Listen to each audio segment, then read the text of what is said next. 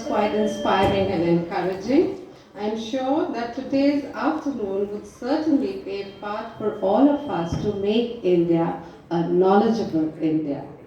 So it's time now to welcome our guests who have come all the way from Chennai to conduct this workshop. We are thrilled to have amidst us Dr. E. Elango, National Secretary of ELTAI, who has been voluntarily associated with this organization since the past 50 years. A person with not only great flair for English, but also with boundless expertise and understanding of the subject. We welcome you wholeheartedly, sir.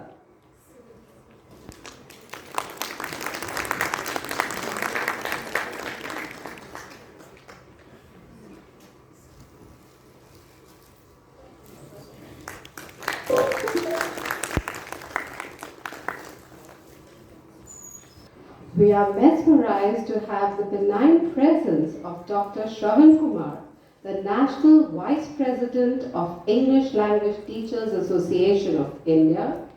Sir is a poet by heart, a teacher by profession, a professor of communication, and a writer by passion, a thorough and a dedicated virtuoso of English and Hindi languages alike. We are honored to have you here, sir.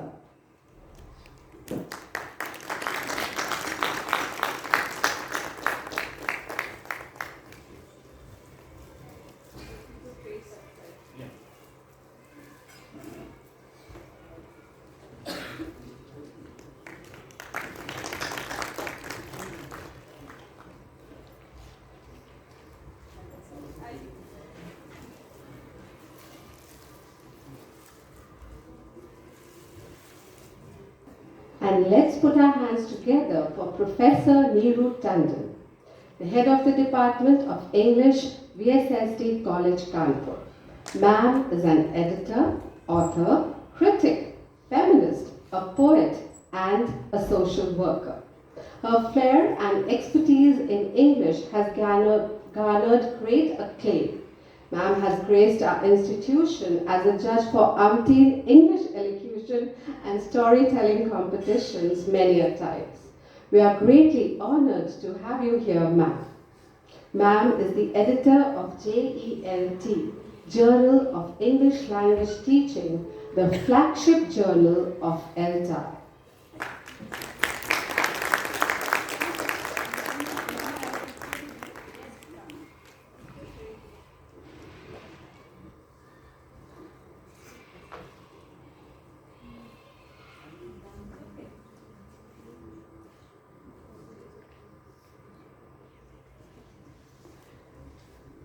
And now, on behalf of ELTAI, Dr. Elango wishes to present a token of appreciation to our principal, Ma'am Shobha Das. Please give a big hand to ELTAI who have come to conduct this workshop, and our principal, Ma'am, who has organized this workshop for all of us over here.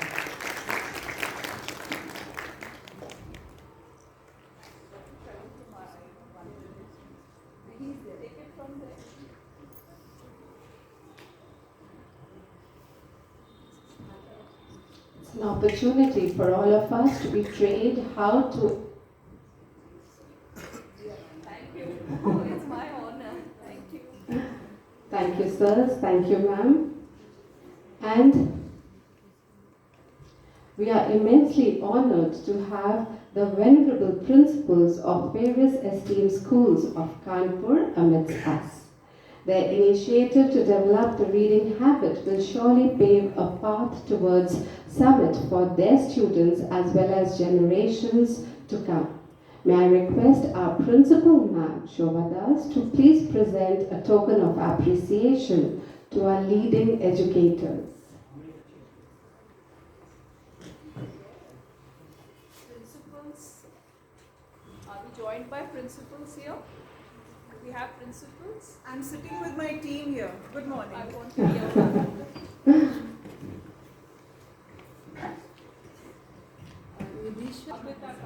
I am meeting for the first time.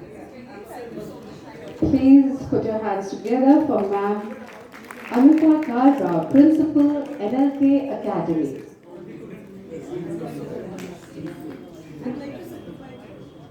Do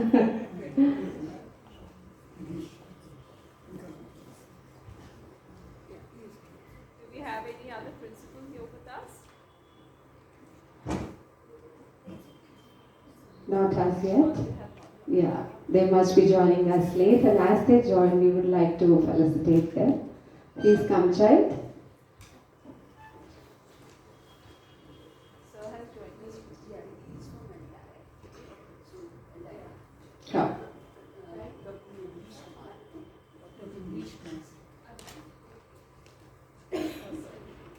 And we have another official from ELTAI, Sir Nitish. Please put your hands together. Welcome you here, sir. It's an honor to have such selfless workers here with us.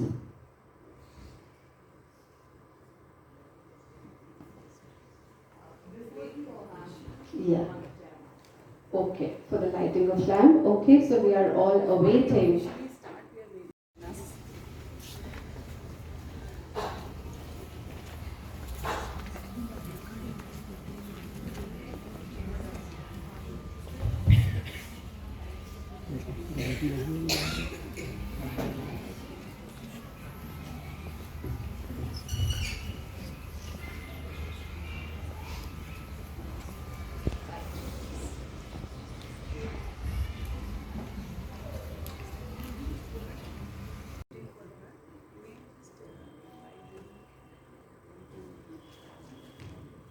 For our MLA, Ma'am Nilima Katar, to arrive and grace the occasion.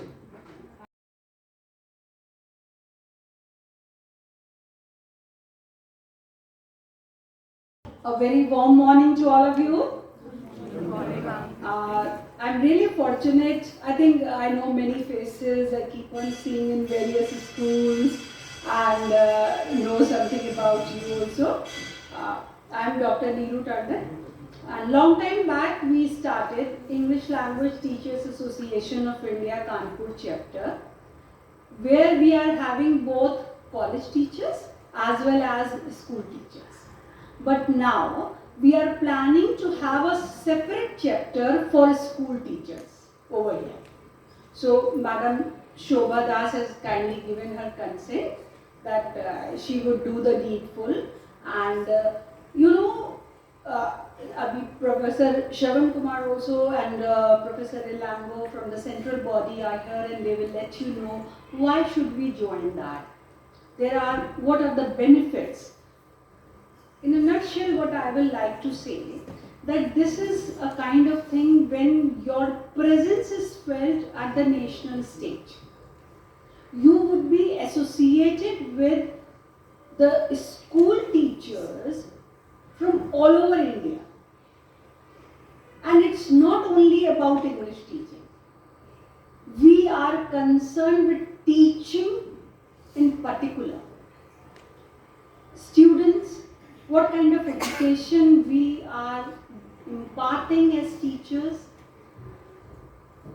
Then when you become the member of that particular institution, chapter, so for everything you do, like just for an example, whenever you conduct any program or something, you need judges, you keep on calling people over here and there, and I know what tough time you have sometimes.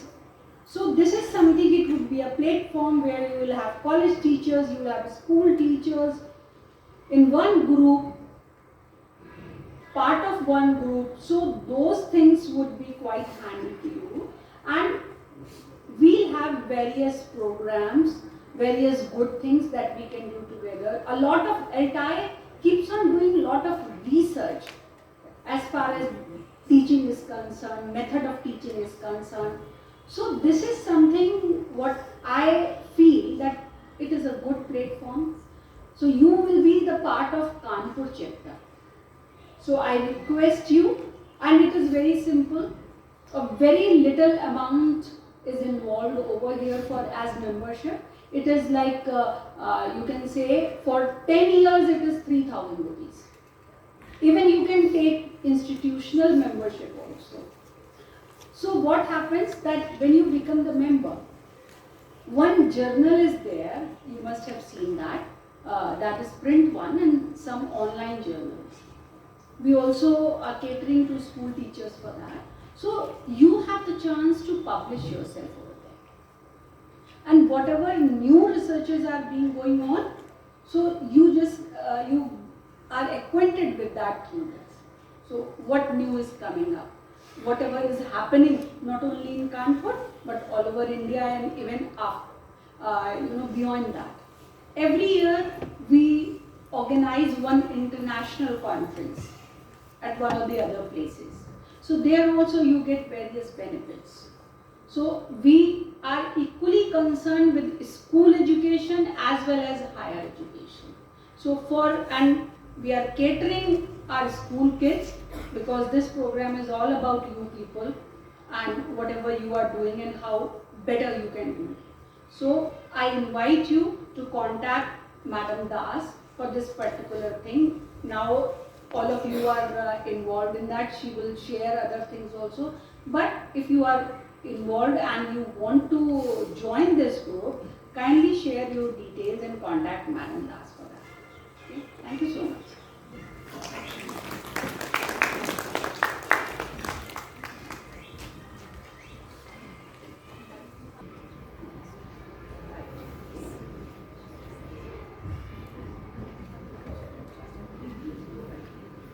Ladies and gentlemen, please put your hands together for Ma'am Nilima Katyar. We welcome you wholeheartedly here, ma'am. Ma'am Katyar is the Minister of State in the government of Uttar Pradesh. She was the member of Uttar Pradesh Legislative Assembly and is now the Minister of State for Higher Education and Science and Technology in the government of UP. We are highly honored by your gracious presence here, ma'am. We are so fortunate that you have spared your valuable time and have graced this occasion for India Reads.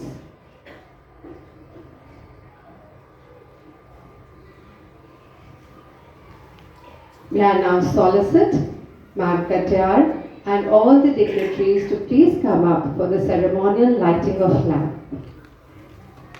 Let us all seek blessings for a fruitful manifestation of today's proceedings. Ma'am, please.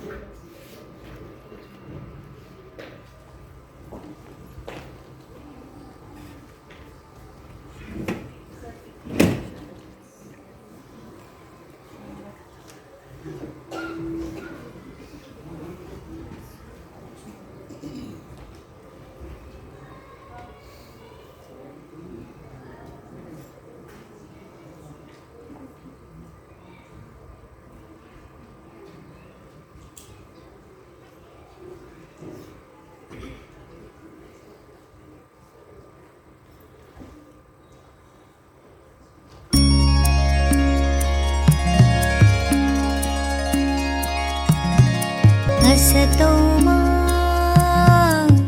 सद्गमय तमसो मा ज्योतिर्गमय मृत्योर्मा मृतं गमय ॐ शान्ति शान्ति शान्ति असतो मा सद्गमय तमसो मा ज्योतिर्गमय मृत्योर्मा मृतं गमय ॐ शान्ति शान्ति शान्ति ॐ शान्ति शान्ति शान्ति. And as we proceed to dive deeper into the world of words and wonders, I humbly solicit Ma'am Das to introduce the workshop to all of us.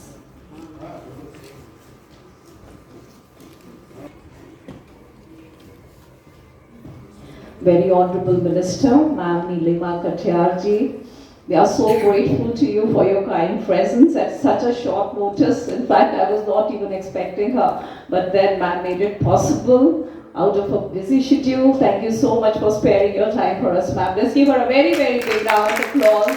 Her presence really makes this occasion very momentous and indeed very memorable for all of us. Thank you so much, Ma'am.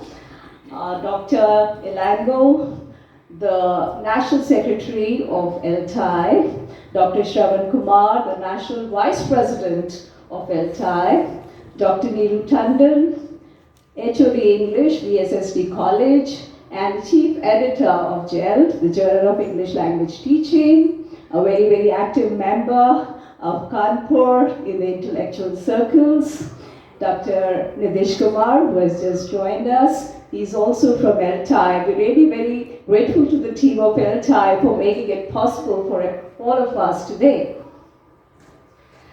And of course, we're all here for a very, very noble purpose, to motivate our children to read. Dr. Sewell, very famous author of children's books, has very rightly said, the more we read, the more things we will know. And the more that we learn, the more places we will go. Indeed, no other entertainment is so cheap as reading, and no other pleasure is so lasting as reading. How much sooner one tires of anything other than a book.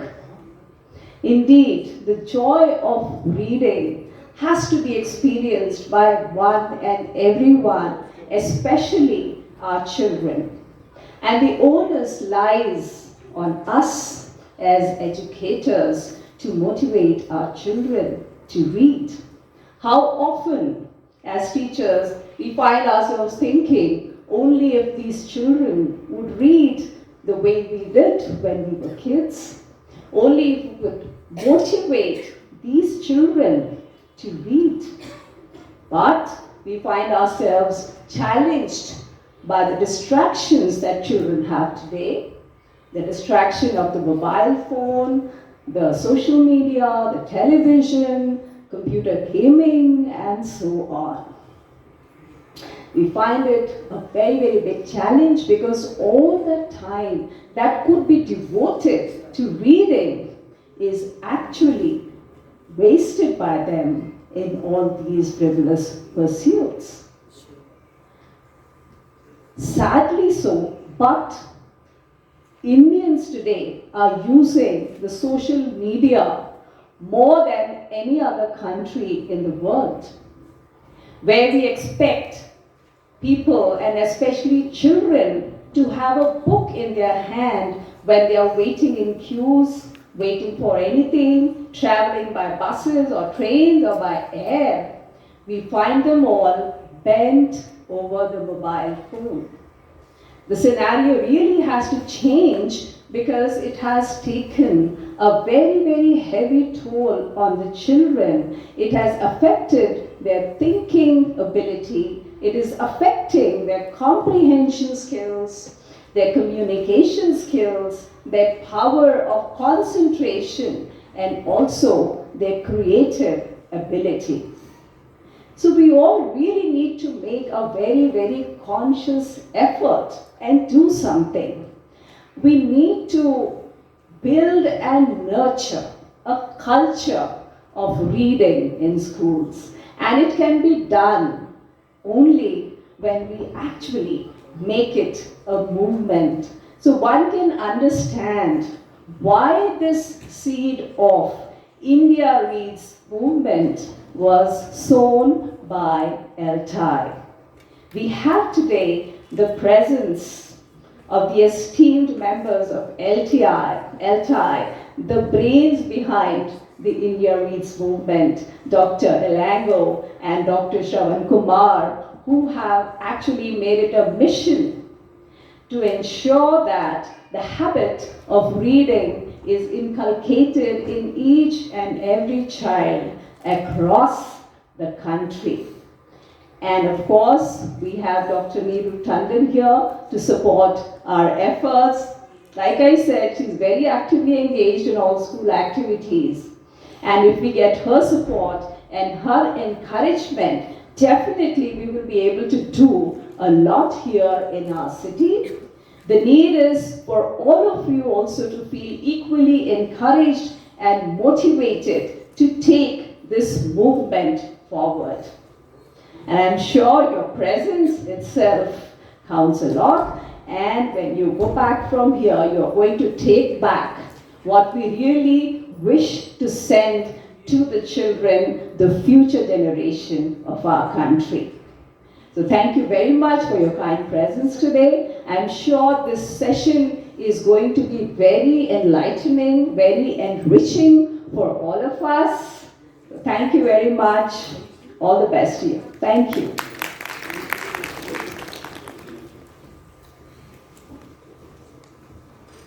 Thank you, ma'am. We are really inspired by your words, and we always look forward for your guidance and your blessings. And it's time now to listen to the President of ELTAI, Kanpur chapter, Dr. Naveen Mohini Nigam ma'am. She will be joining us virtually. So over to ma'am on the screen.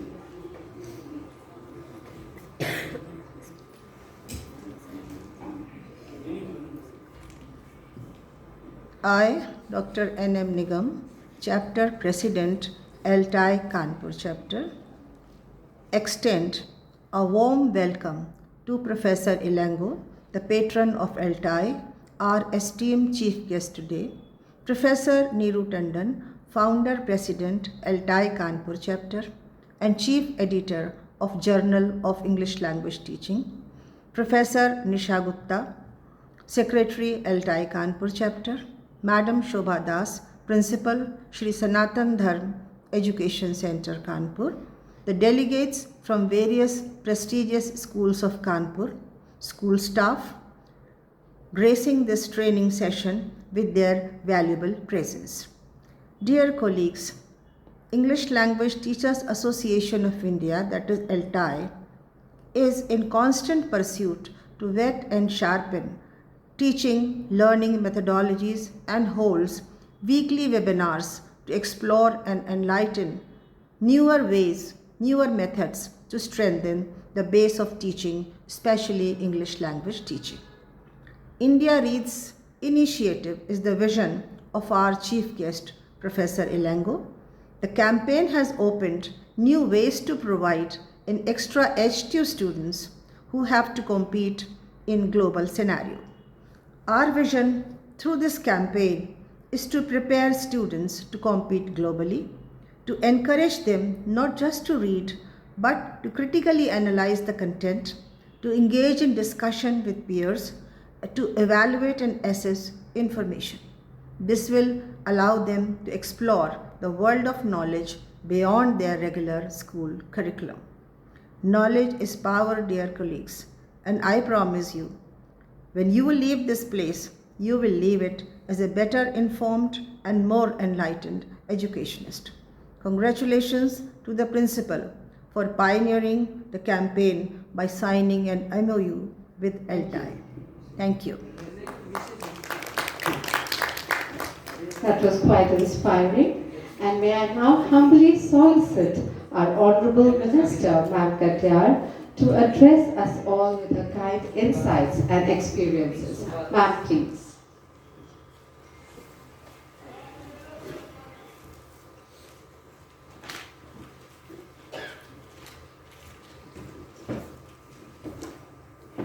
Hindi में बोल सकते हैं? आपने free किया था language से। English language teacher association of India. Personally मुझे तो इस कोशिश को जानकर ही बहुत अच्छा लगा। ये कितनी पुरानी है ऑर्गेनाइजेशन?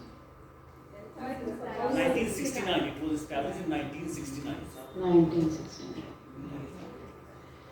तो 50 साल से ऊपर हो गया।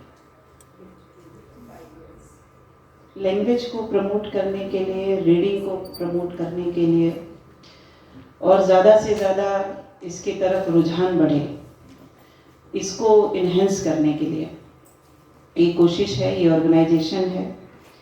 आज इस कार्यक्रम के अंदर national vice president doctor Shravan Kumar ji, national secretary professor के एलंगा जी, प्रोफेसर नीरू टंडन जी,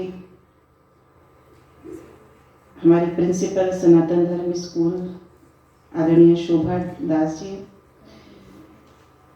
और अभी जिन्होंने वर्चुअली बात करी, इसकी पहले की जो प्रिंसिपल प्रेसिडेंट हैं यहाँ डिस्ट्रिक्ट कानपुर चैप्टर की।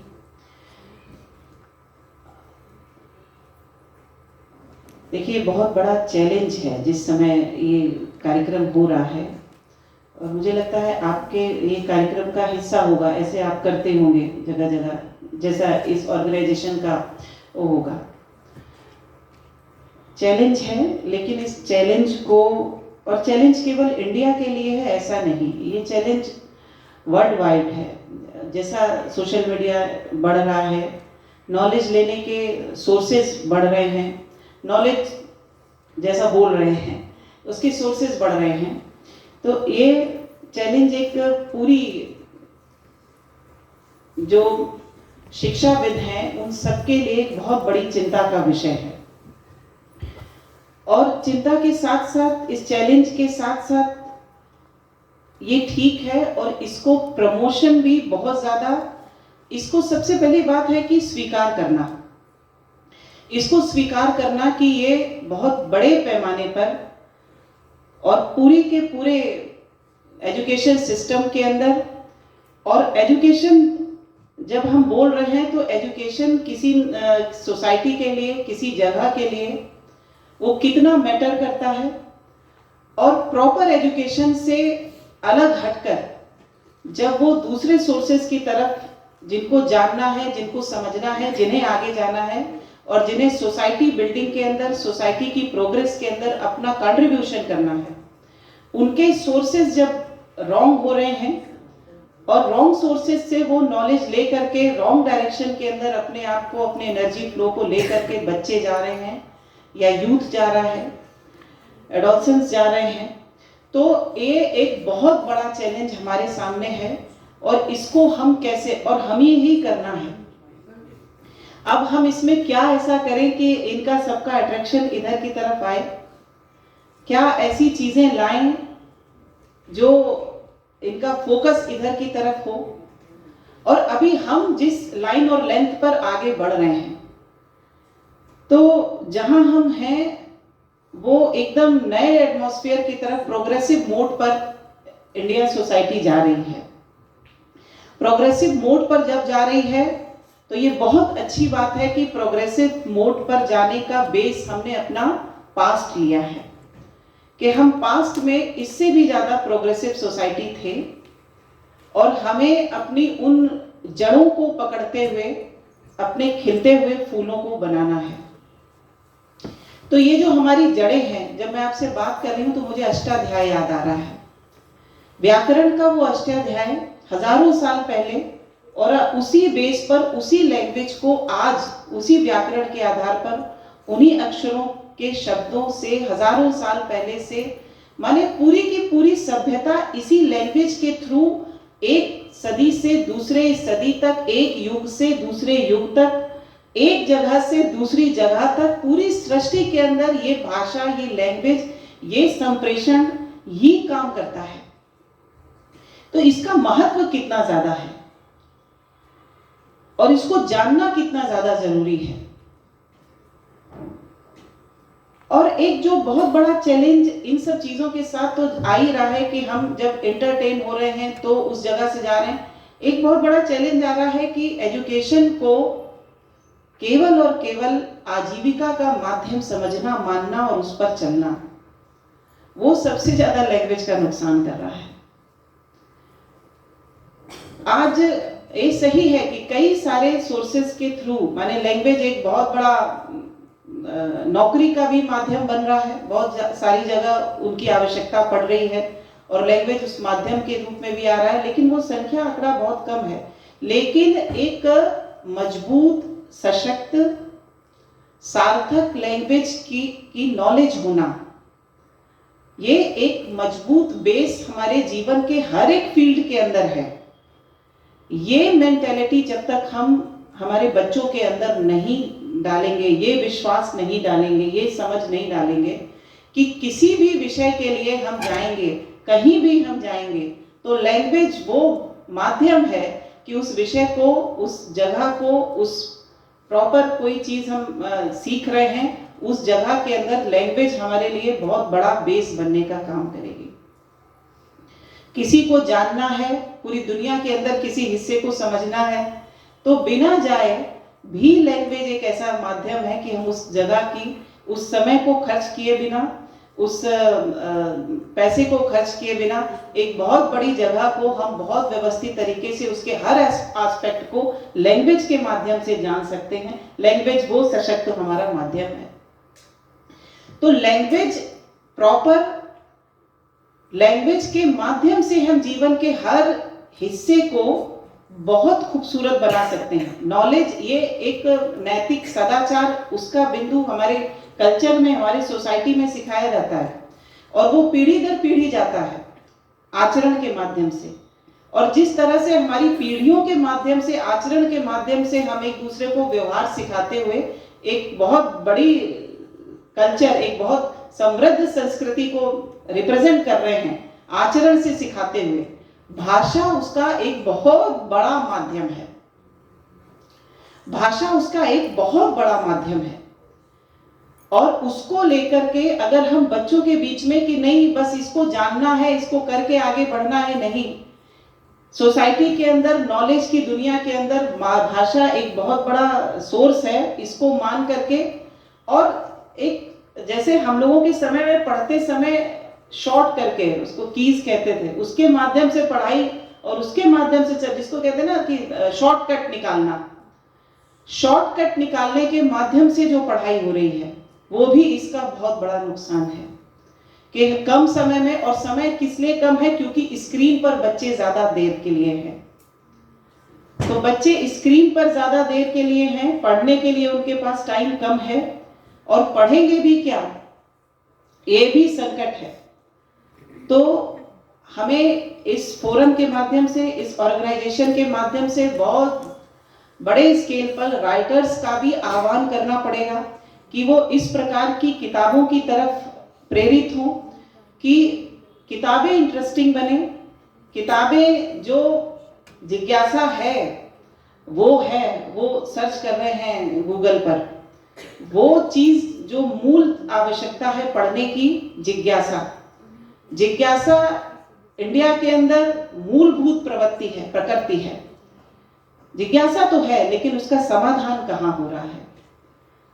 तो जिज्ञासा को समझते हुए उसके समाधान की दिशा में हम क्या बेहतर बच्चों के सामने प्रस्तुत कर सकते हैं, इस ओर हमें जो साहित्य की रचना कर रहे हैं उनको भी प्रेरित करना है। उस स्तर पर आकर के वो वैसी साहित्य रचना करने का, जैसी आवश्यकता है वैसी साहित्य रचना करने का, ऐसा साहित्य मिल रहा है जो बहुत ज्यादा अपग्रेड है, बहुत ज्यादा रिच है, जो बच्चों के स्केल पर नहीं आ रहा है, उनकी रुचि के पैमाने पर नहीं आ रहा, वो उससे भी दूर जा रहे हैं, या उनकी जिज्ञासा इतनी क्या कहेंगे विविधता भरी है, इसलिए वो जल्दी से ऐसे करते हैं और दूसरी पॉइंट पर चले जाते हैं गूगल के अंदर। वो उन्हें आसान लग रहा है, उस जगह पर जाना उन्हें मुश्किल लग रहा है। और एक जगह की डीप नॉलेज जानने की जरूरत क्या है, एक पहला क्वेश्चन आ रहा है। इसलिए रीडिंग की स्किल की तरफ लोगों का ध्यान नहीं जा रहा है। लेकिन अब न्यू नेशनल एजुकेशन पॉलिसी जो कह रही है, तो न्यू नेशनल एजुकेशन पॉलिसी का भी इंटरप्रिटेशन कभी कभी गलत हो रहा है कि new national education policy research की तरफ और बहुत गहन अध्ययन की तरफ हमें नहीं ले जा रही है। एक उसका मिस परसेप्शन भी बन रहा है जो गलत है। न्यू नेशनल एजुकेशन पॉलिसी हमें मल्टी मोड पर तो ले जा रही है, लेकिन साथ साथ उसकी गहनता की तरफ भी ले जा रही है। मल्टी मोड की तरफ जाने का मतलब ये नहीं है कि हम उसके डीप साइड पर नहीं जाएंगे। मल्टी मोड पर जाने का मतलब है कि हर मोड के अंदर हमें डीपेस्ट जानकारी है।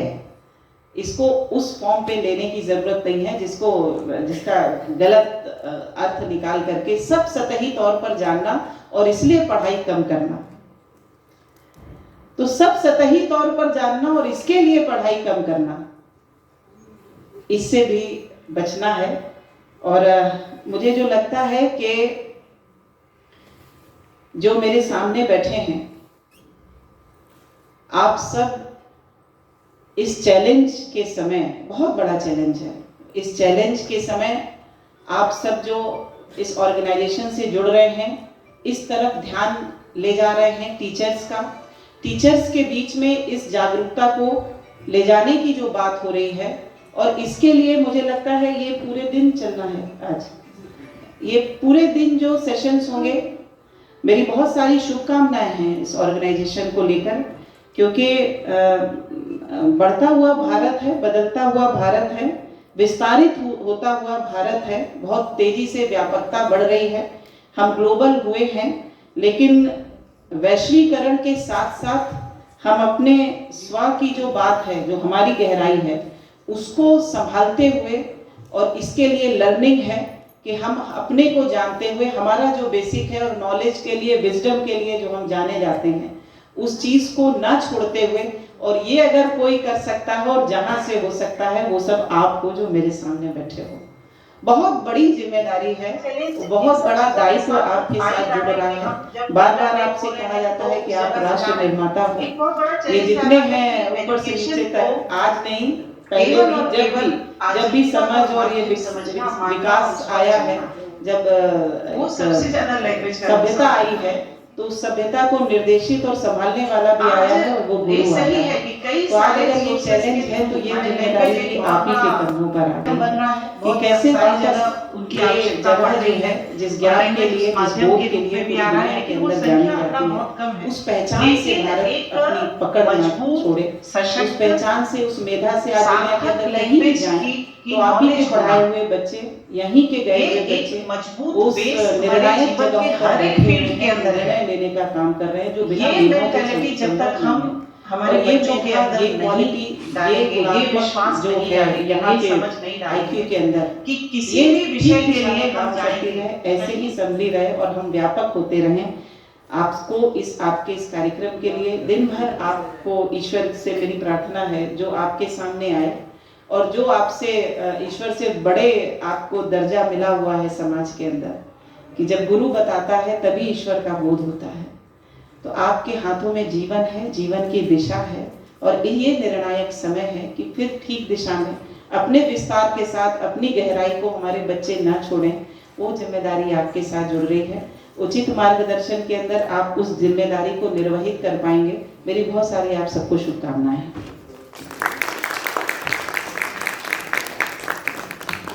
Thank you so much ma'am. और अभी आपने जो कहा, तो हमको बहुत गर्व होता है कि हाँ, आप VSSD कॉलेज की स्टूडेंट रही हैं, और आप जहाँ आज जिस पोजीशन पे हैं, गाइड कर रही हैं, तो आपकी बात सर्वथा सार्थक है।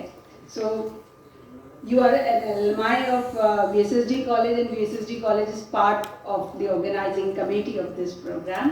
So we heartily welcome you, and we request you that we want to felicitate Madam Shobha Das, because she is doing a lot that is visible, and more than that, what is not visible, she is working continuously behind, just a call away, and she is doing it for not only for her students, but in general for education. She is committed and she does a lot. She keeps on doing that. So put your hands together for Madam Shobha Das, and I request you that we must felicitate.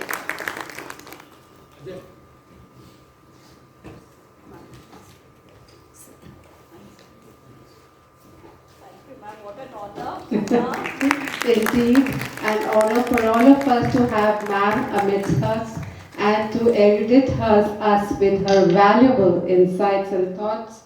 Ma'am, thank you so much for your benign presence here amidst us. Your pearls of wisdom have really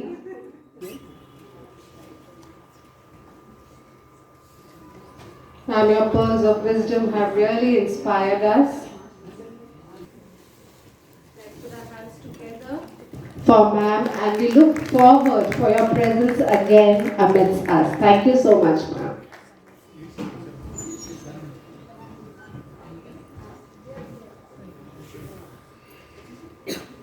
It's time now to introduce you all to what India Reads is actually all about. And the man behind this reading revolution is none other than Dr. K. Elango. Sir is the National Secretary of ELTAI, who has been associated with this organization since the last 50 years. Sir is a former professor of English at Anna University and retired as the head of the department. Sir also worked at Loyola College, Chennai for 2 decades. Sir is now a crusader to inculcate the habit of reading amongst the students at primary, high school and tertiary levels. I invite Sir Elango to the dais to conduct today's proceedings. Hello, hello.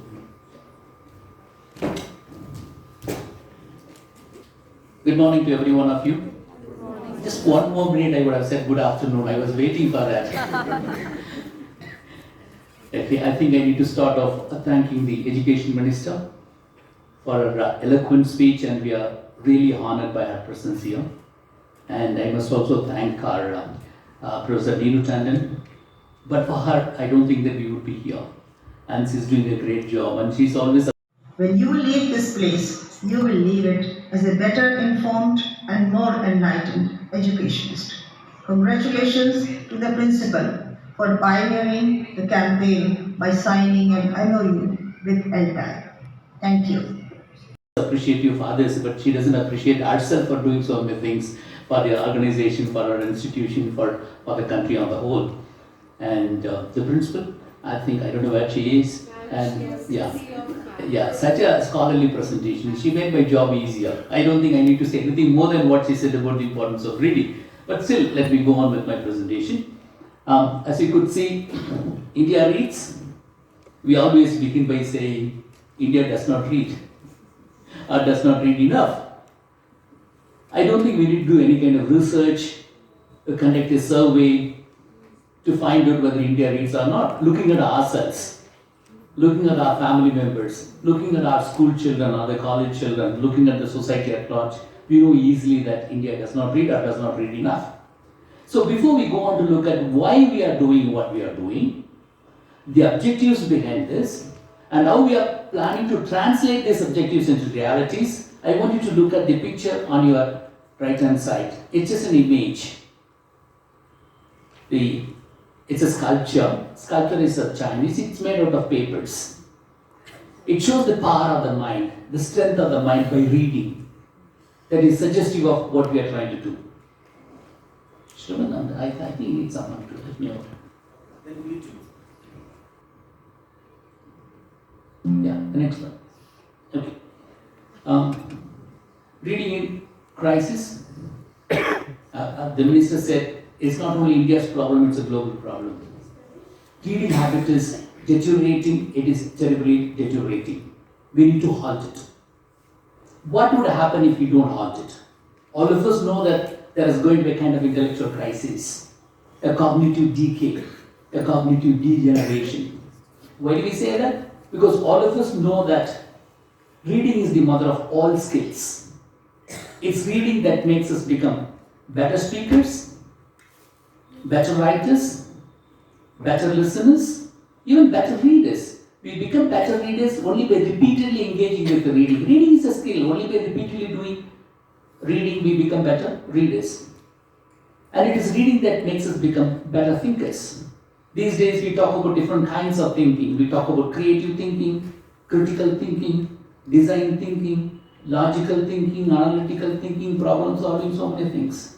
All these skills will go for a toss if you are not going to be readers. We already know what has happened to writing. Not so much in our country, but in the West. Because right from the primary level onwards, the children over there use only laptop, tablet, touch screen. They don't even sign their names. They've got the digital signature, e-signature. They lost their writing ability as well. We all know that writing is very important for two reasons. One, writing is a very important physical exercise. You write for about 10 to 15 minutes, our hand begins to pain. It's a good physical exercise and good mental exercise as well. Conventional wisdom is that we know whatever we read, whatever we learn is initially stored in the short-term memory. Then it transitions itself to long-term memory. Nobody knows how something transfers from short-term memory to long-term memory. AI is investigating it. I'm sure in a short time you will get to know how it gets transferred from short-term memory to long-term memory. But our ancestors are far more intelligent what AI is. They said, after reading for a while, write it. And that will stay on in your long-term memory for a longer time. Your retention ability will be much, much greater if you get into the habit of writing. So our mental prowess is also losing because we don't get to write much. So both these skills, reading as well as writing, is in the cusp of becoming a tidal wave. Before it becomes a tsunami, we need to stop it. We need to arrest it. Otherwise, there is going to be great damage to the entire world. The technologists, we need to understand the intentions behind it. The technologists invent technological tools, technological devices, and they impose on the education. Educations did not invent any technology for educational purposes because the educations know that this is where the market is, this is where they can make money, and they are always in price of whatever the technological tools that they come up with. Okay, they are in a way fooling us, and we need to be extremely careful about it. As we go along, we'll see what should be done about it. But we need to be conscious of the fact that educational technologies now, there are a number of research studies which prove that are not really enabling our learners to become better learners. Technological devices are in a way impair the learning processes. Okay, a lot of research has to be done, but the process has been initiated. All I want to establish is that reading is in a state of crisis. Okay, and writing is already in crisis in the developed countries. And I'm sure that since most of you are language teachers, you have read the novel Time Machine, H.G. Wells, published in 1895, and is about 130 years old. Still, that particular novel is considered to be a masterpiece in science fiction. If you remember the story, the protagonist is a time traveler. He invents a time machine. He travels into the future. The future is not 1,000 years or 2,000 years. He travels into the future, which is 8,02,700 years. That far he travels into. He comes across humans. How do you think humans are going to be in the future?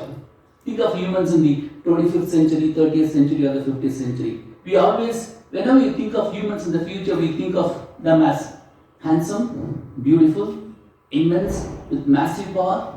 This is the kind of image that we have of humans. But when he travels to the future, he comes across humans who are just about 4 feet tall. And their IQ is just about 5-year-old child. Do you think it's likely to happen?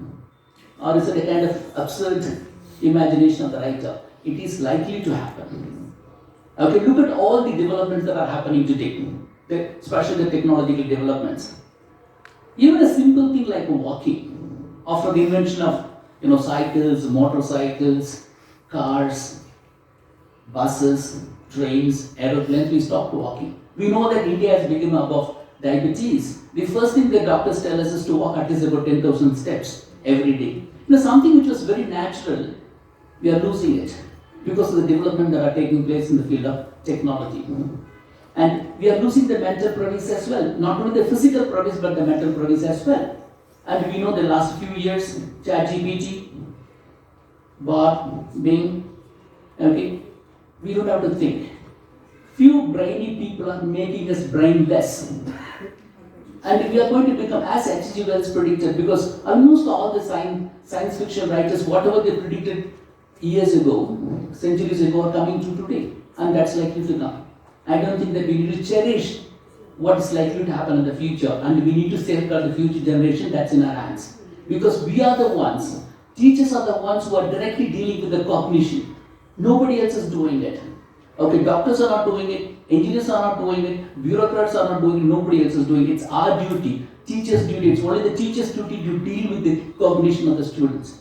So it is that we need to safeguard. That's the reason why we thought that we should launch this particular movement, India Reads movement.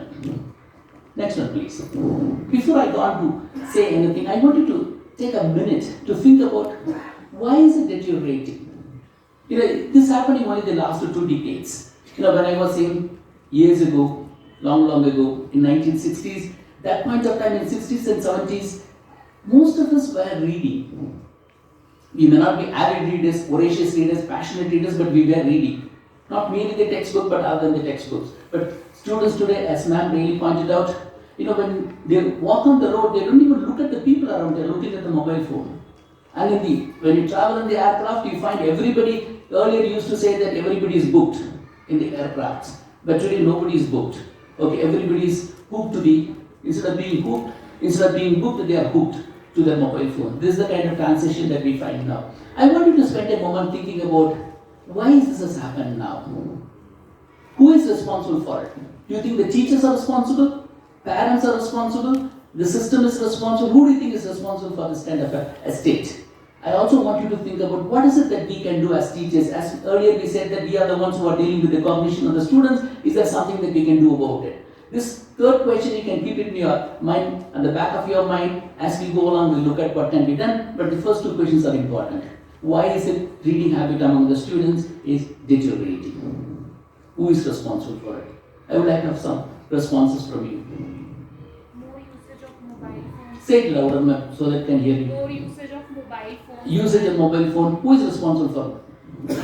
Yes, sir. Actually, I would like to point out that today, these days, kids are glued to their screens and mobile phones.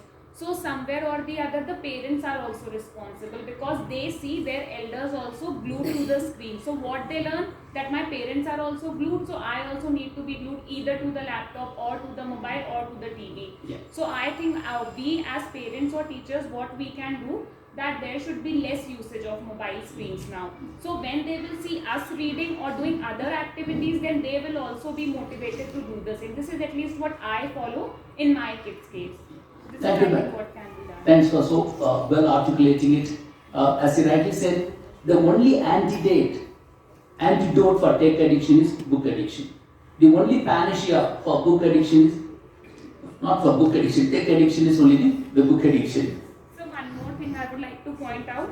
Earlier we had books, so the smell of new books and all that was different. Now we have those e-books, like articles we have in our mobile phones only. So maybe because of that also there is less usage of reading books. Everything we have on our mobiles now. Yeah. Be it Kindle app or something like that. But I personally don't like all these because I still am fond of reading those physical books only. Yeah. Some of us are fond of physical books. We continue to read them. But looking at the current generation, okay, the teenagers for instance, and they are so hooked to the mobile phones rather than the books. Now we need to make that kind of a transition from e-books to call it p-books or b-books, print books or printed books. How are we going to do that? Are we going to succeed in it? What are the ways in which we can make an attempt to succeed? There's no guarantee that we are going to succeed, but we need to make a serious attempt about it.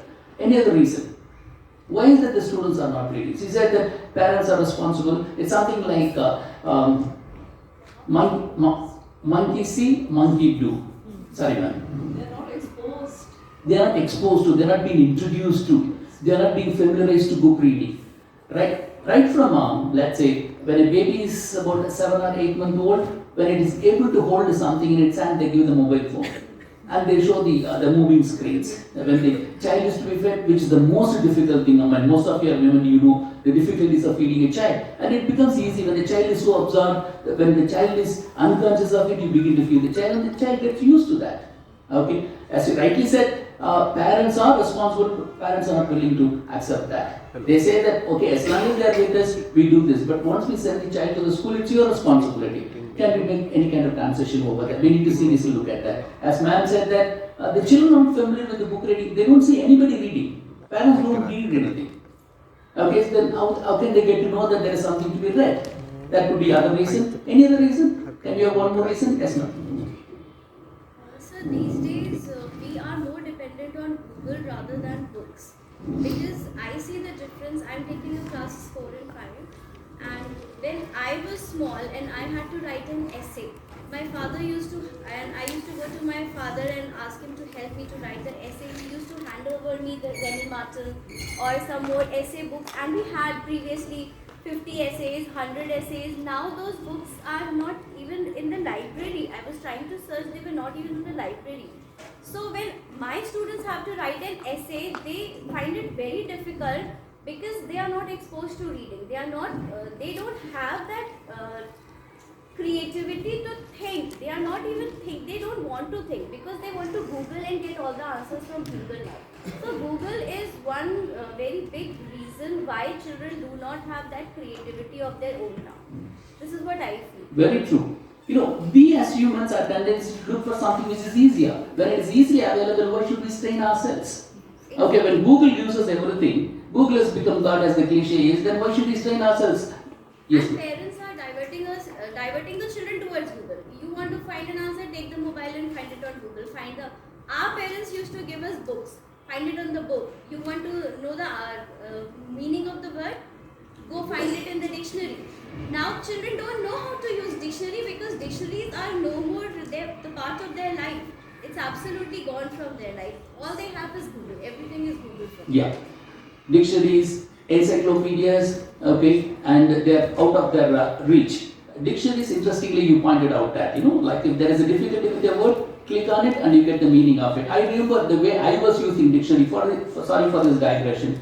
When I look for a word, it's not that you open that particular page and then look at that particular word and get the meaning of it. You open the dictionary, and when there is something interesting, some boxes, some pictures, you look at them. You flip the pages, as you go along. And then you look at number of words. When you go to the particular word, you look at the word that appears prior to it, the word that is below it, the word that is on the next page, you look at so many. I mean, of course, you are spending a lot of time trying to get meaning of one particular word, but in the process, you are learning so many words.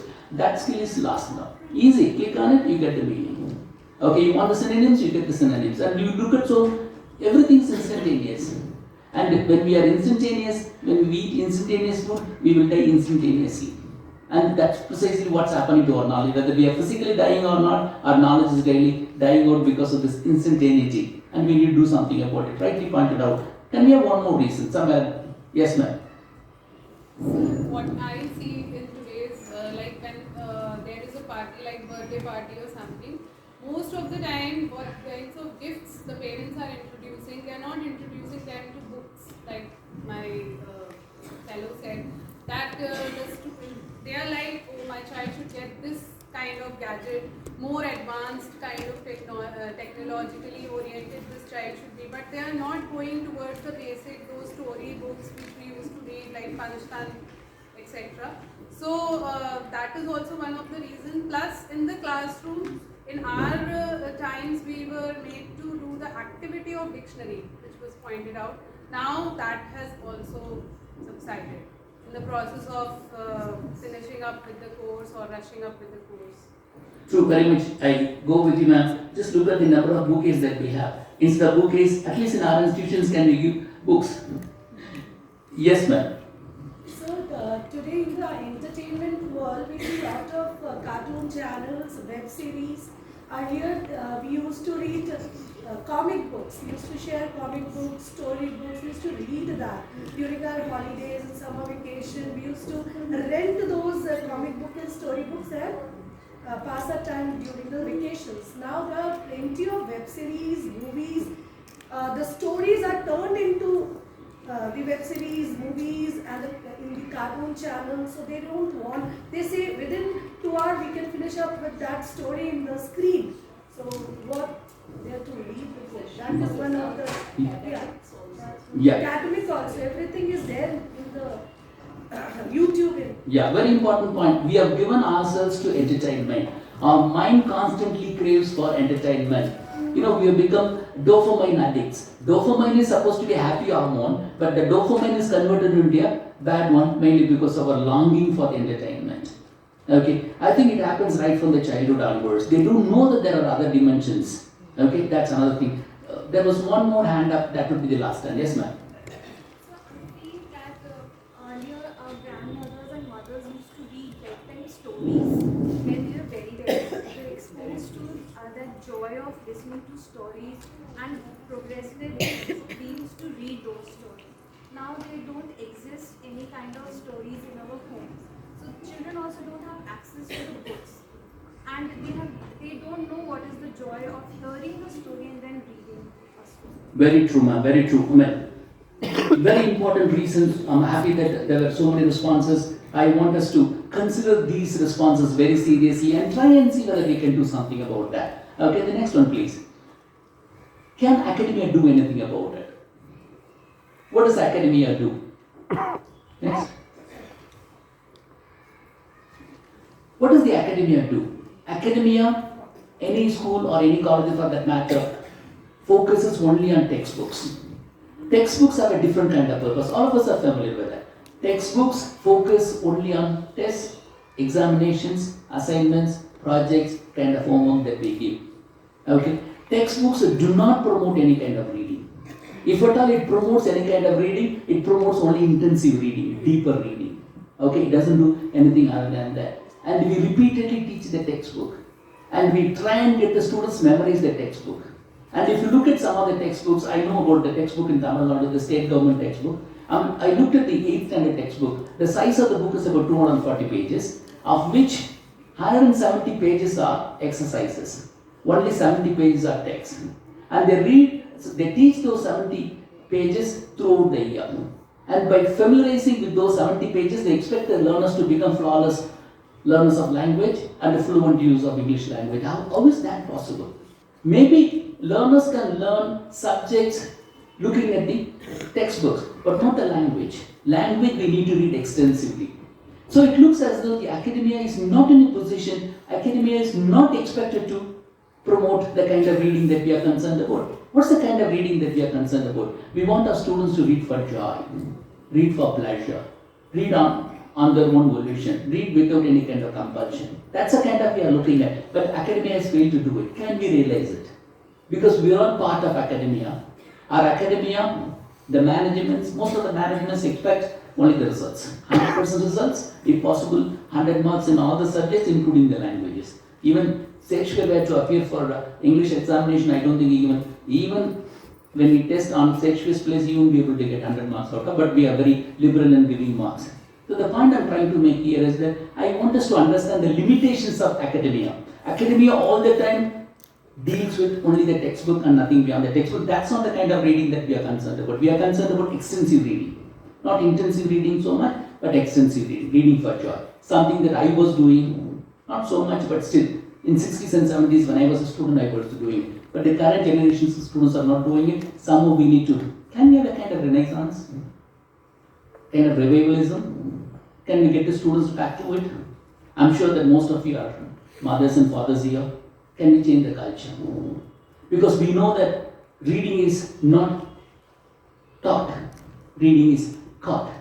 If you are a reader, there is every chance of your family members becoming readers. If your family reads, your neighbors also would begin to read. Your neighbor would read. In a classroom, if two students are reading, there is every chance of their friends reading. So can we initiate that kind of a process? Can we create, can we cajole, can we motivate, use any kind of term that we want to cultivate the culture of reading? Yes, ma'am. So we realize that our students are falling back on reading. So for this purpose, in our school, we allocated 2 periods for reading, which is not related to the academic part, but it is the love for reading that we want to develop. And in fact, it starts from 6 to 8. And recently, we completed Matilda from, for grade 8. And they really enjoyed the book, and we were having these sessions about what character really interested them. So we are doing that. We are bringing our children back to the libraries by actually allocating periods for... Great work, ma'am. That's what we need to do it. That's a great lesson that all of us need to do. As it is done in the West, in the timetable itself, instead of mentioning it as English, general English or something like that, can you mention it as reading? Or instead of mentioning it as library hour, can you mention it as reading? We will be able to do much more than, I'm happy that your school is doing it, but we should be able to do more than what you narrated meant. We will go into it. Yes, ma'am. So we in our school, we have books in the curriculum itself, reading books. Like so that in one session, in 6 months, children are able to read. We don't test them much on that. but yes, they have a period for that. And then we also have a system ma'am has given us that we have a class library.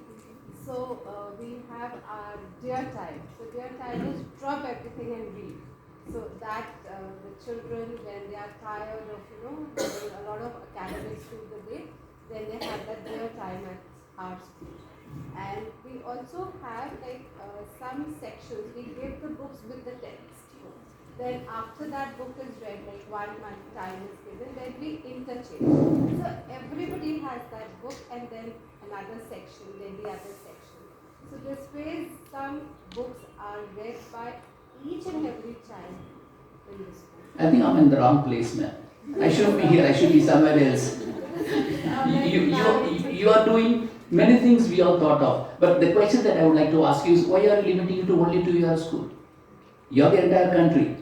How many millions of schools are there in our country? Our children will go and propagate that. I don't think it really happens by word of mouth. It's not in children's hands. It's in the grown-ups' hands, management's hands, teachers' hands, government's hands.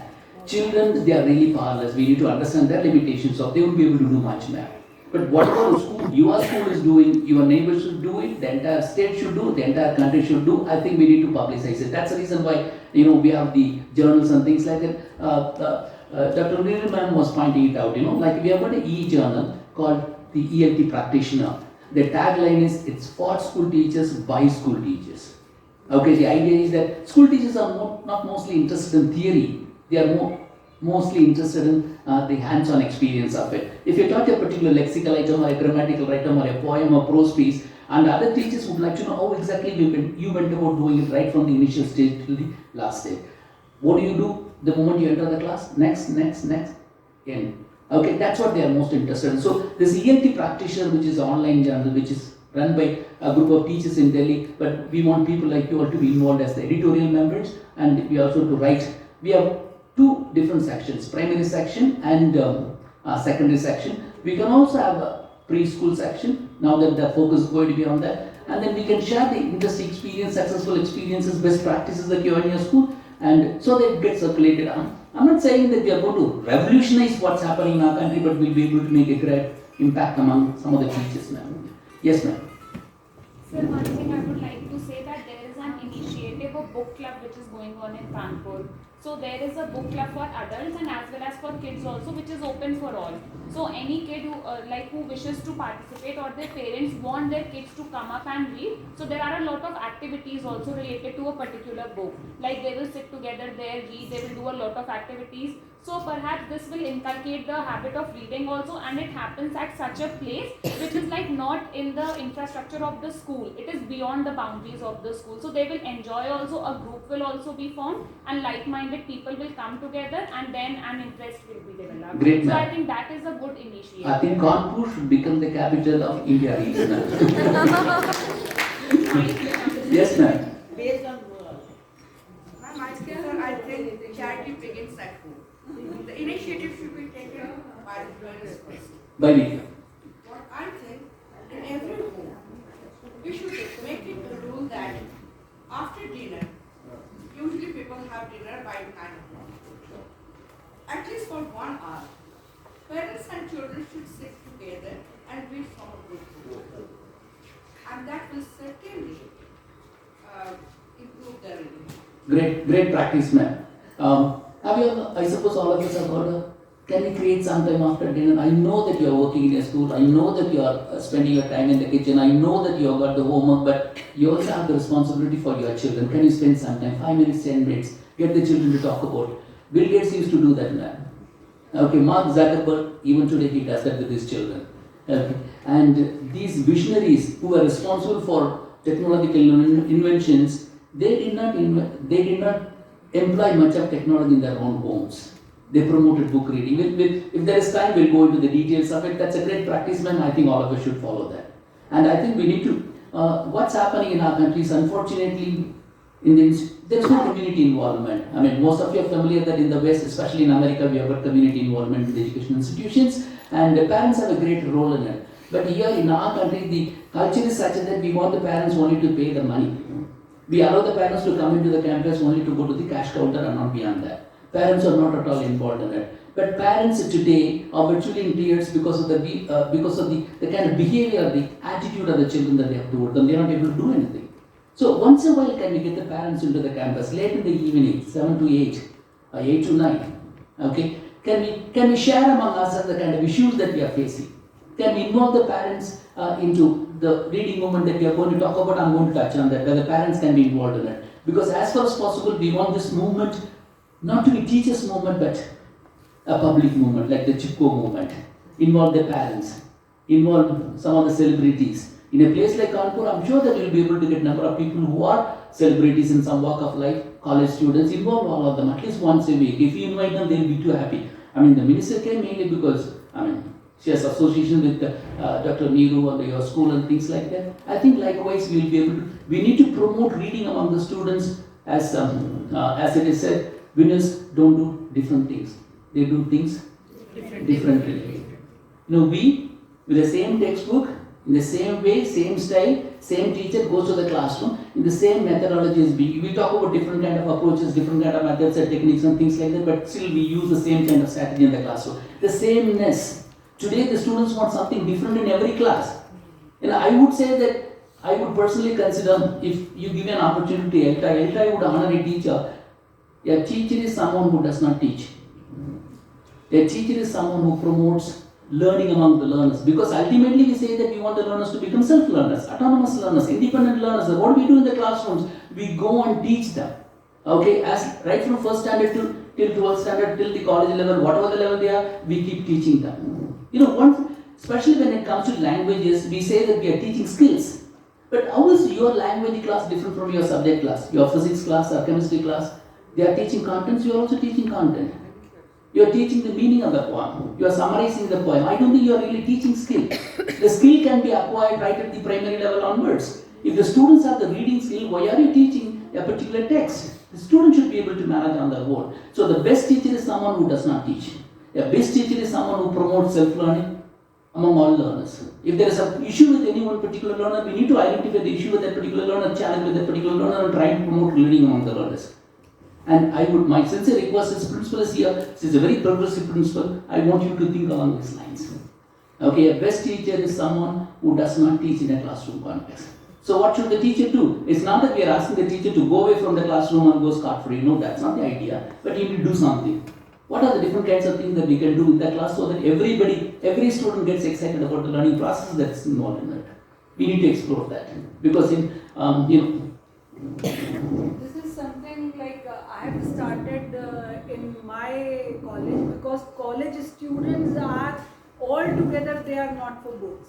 They are not going. So what I started, I just go in the class. Suppose I am there to discuss one book. So I'll just narrate a story over there, and I'll leave a story somewhere where you want to know what next. So I just tell them, now you will tell me what happened next in the next class. So just to create that curiosity to know, this is the biggest thing that we should work on that.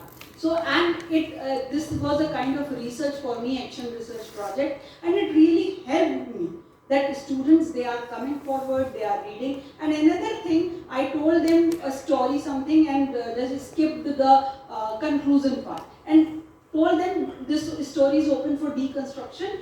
You can come up with your kind of end.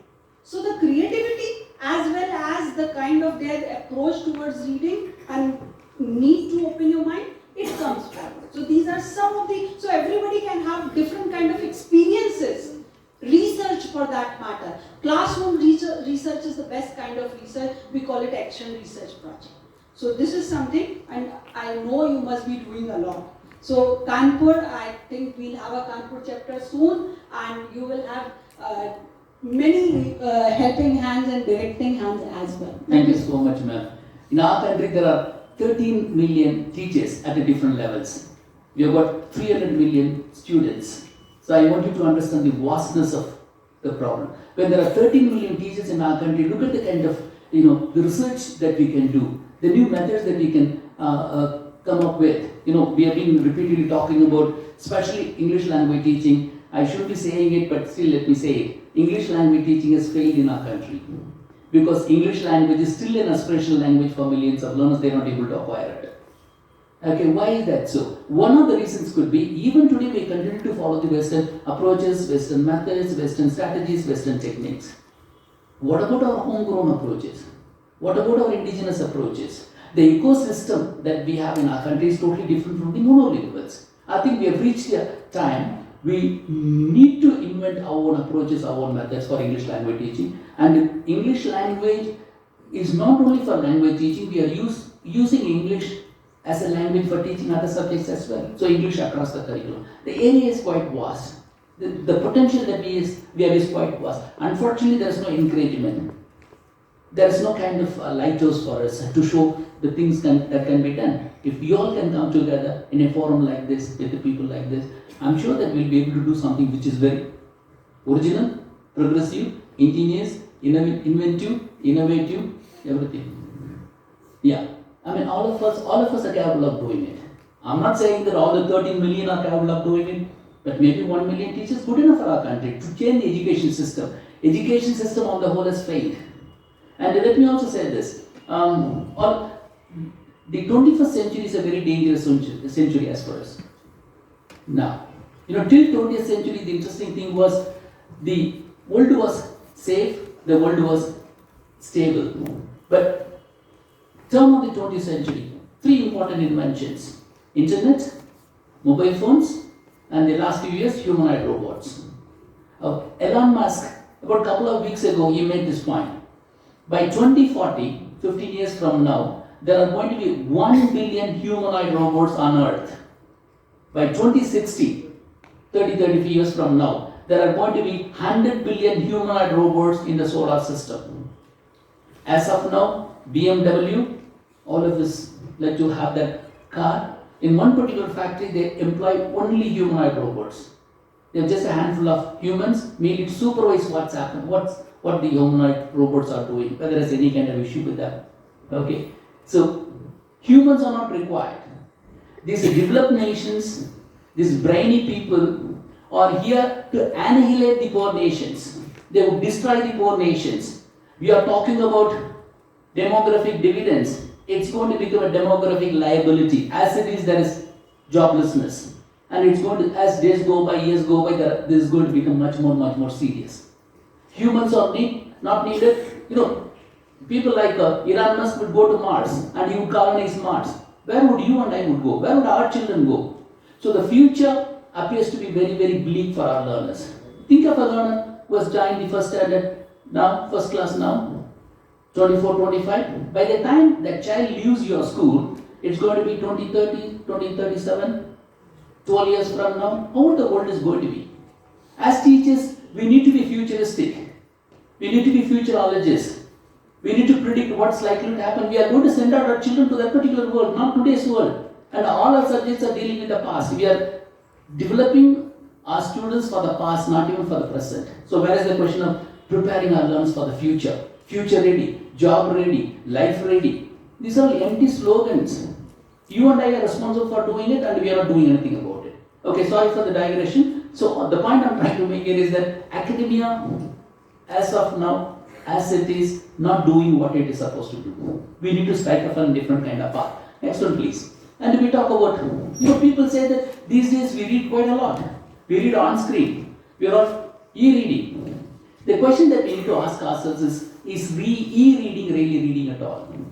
Look at the mobile phone. All of us are familiar with it. Okay, when we are looking at the mobile phone, we use one of these fingers, some finger that we use, we move as fast as we can. We move up and down. If there are videos, especially TikTok videos, definitely we are looking at. If there are some images, some selfies of somebody, some pictures, we are looking at them. Are we really reading anything? Okay, if at all we read, maybe we are looking at 1 or 2 lines, not beyond that. Theoreticians have mentioned that reading is a serious affair. You need to invest your time and energy. You need to have total concentration. And they say that reading has 4 important components to it. Reading is comprehension. Reading is storing. Reading is analyzing. Reading is retrieving. Okay, there are so many components involved in it. Okay, when you are reading on the mobile, do you think you are engaging with all these things? there is information overflow. There is a fractured attention. Okay, we are not really, we pretend to read, but we are not reading. And you ask someone who has spent about 5 minutes or 50 minutes or 5 hours, children are spending even 5 hours, 4 or 5 hours, which is very common with the mobile phone, ask them what they have read. And they won't be able to recall anything that they have read. That's the reason why the neuroscientists have said it's a waste of time and waste of energy. Physically it's a waste because when you're looking at the mobile phone, okay, we bat less. Our eyes become very dry. All of us are going to, happy to see that not many of you are wearing spectacles, but if you continue to read on your mobile phone, all of us are going to have the spectacles. One good thing for some of us because we already have one. Okay, and it's also mentally taxing because the information overload. Every second you get new information. And you're not processing it, you're not reflecting over it, you're not digesting, it's an undigested food, your brain becomes tired, it becomes fatigued. So e-reading, the point because that's a fashion today, everybody e-reads. E-reading, there's a lot of difference between e-reading and p-reading or b-reading, print reading or book reading. And what we needed to promote, I'm not saying that we should let the students to do any kind of e-reading, but can we balance it? We can't go back in time, it's there. Along with it, can we promote book reading, can we promote e-reading as well, emphasizing the fact that these are very important. Okay, next one please. UNESCO has become very aware of it, done a lot of research in different parts of the world, and it has called for ban on mobile phones in all educational institutions. And quite interestingly, UNESCO also cautioned against all the EdTech companies. Okay, it cautioned against them because they are aggressively pushing their software. We all know what happened to Byju's. Byju's has no juice now. Okay, there are several such EdTech companies which are ruining the learning processes. Like your problem, take this tablet. Okay, that's what they are doing. You want to understand this piece of information? Here's the information, you get it. That's not the way we learn. Learning is not a linear process. Learning is a very difficult process. It's a mixed process. I don't know how we all learn, but UNESCO has understood the impact of the technological devices.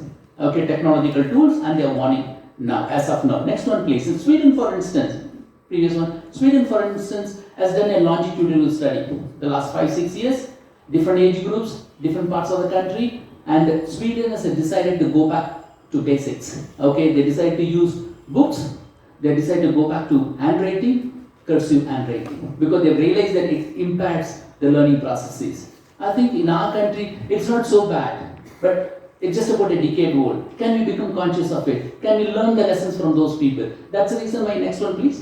That's the reason why our association, we have been talking about it, has come up with this kind of a logo. Okay, this logo, do you find it interesting? Okay, the developer, he got excited about it. We gave him the idea, he came up with this, he felt he was thrilled by his imaginative competence. He said that the bird itself looks like a book. The bird is carrying the book, it's a migratory bird, goes from place to place to spread the message about importance of reading. So this is what we are using as a logo. And Dr. Shravan has played the video, next one please. What about ELTAI? Next one please. I want you to know that even though we are more than 50-year-old, we were focusing so far on only professionalizing teachers. That was our area. But now the students' needs are much deeper, much intense. So we thought that we should directly address the needs of the students. Because most of the teachers are not given the kind of freedom to deal with. Because parents themselves, the moment the child reaches the 10th standard, they stop subscribing to the newspapers and magazines and things. That's been the culture.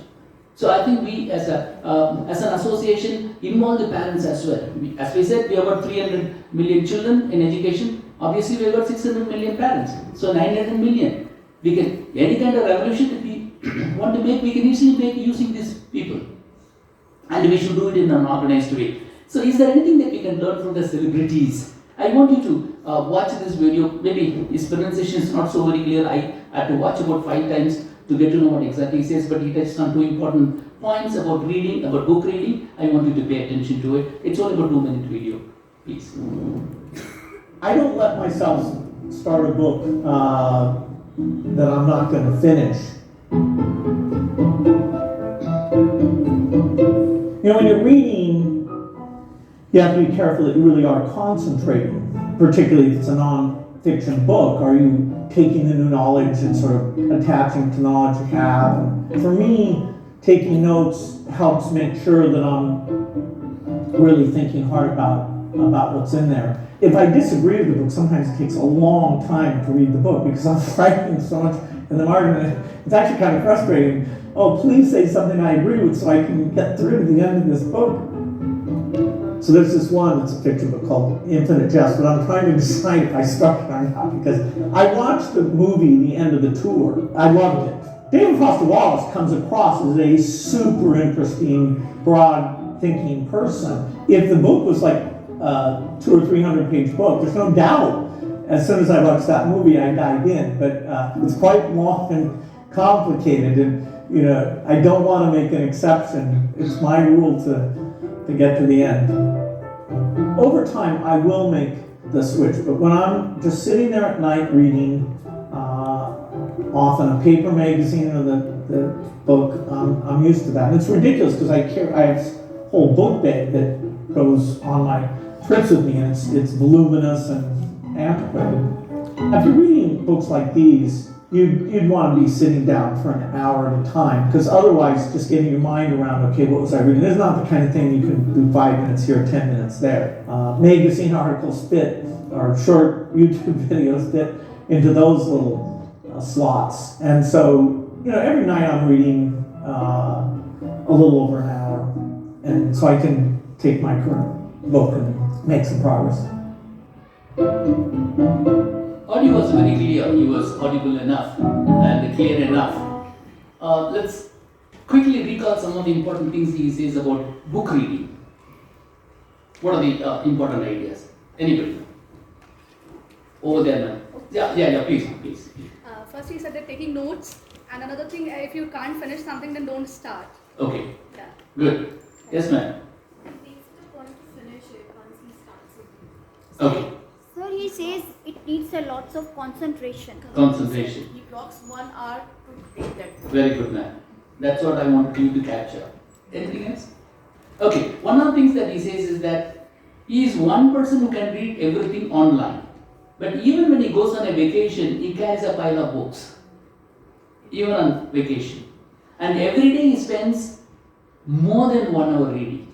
And another important thing that he says is that he makes extensive notes, especially when he disagrees with the writers. Okay? And we have a textbook, and we have margins, we have space on the top and we have space at the bottom. What are we doing with the spaces? We are keeping it as fresh as possible. A good student is someone who underlines, who circles, who writes notes. In fact, African American writers, one of them has said, what really motivated him to write poetry was writing in the corners, writing in the margins, scribbling something all over the book. I think that is needed. I think this is something that we need to learn from this celebrity. Even though he can read everything online, mobile phone, he spends 1 hour a day reading books. His reading speed is phenomenal. He reads about 750 words per minute. A short while from now, we are going to find out your reading speed. And I want you to compare your reading speed with Bill Gates' reading speed, whether you are able to match his reading speed. Next one, please. Okay, when do you think reading begins? Without seeing it, tell me. Don't read that. Okay, quite interestingly, reading begins when the child is in the womb, 6-month-old baby, fetus. Okay, that's the reason why they say that you need to read aloud. You can read anything that is handy, but preferably stories, songs, anything that is musical, anything that is rhythmical.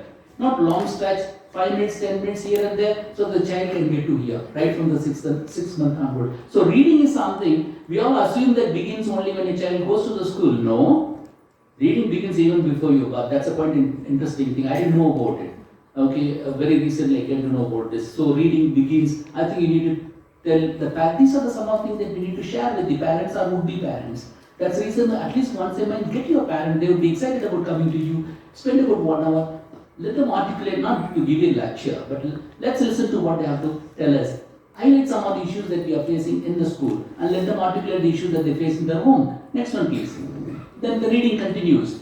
Children are made readers on the laps of the parents. Right from the 3rd month onwards, a child can be kept on the laps, not necessarily by mother, father, anybody in the family, read aloud. And there are a number of studies which have proven that such children are better in terms of their communicative competence, linguistic competence and knowledge base compared to the children those who did not have. But one interesting thing about reading is that reading can begin any point of time. It need not necessarily begin only when a child is in the womb. It can begin any point. Even when you are 60-year-old, 70-year-old, you can become a reader. The rule for reading is take a book and start reading. Take a newspaper and start reading. That's the only rule for becoming a reader. It doesn't have any kind of rule. Read the way you want to. Next one, please. This is very important. I think we have drawn a lot of insight from this particular quote. Okay, J.K. Rowling, all of us know who she is. She said that if you don't like to read, you have not found the right book. If our students are not readers, they have not found the right book. So how can we get our readers, our students, our learners, right book? There are different ways in which we can do. Let's quickly look at some of the ways in which we can get the students to identify the book that interests them. Next one, please.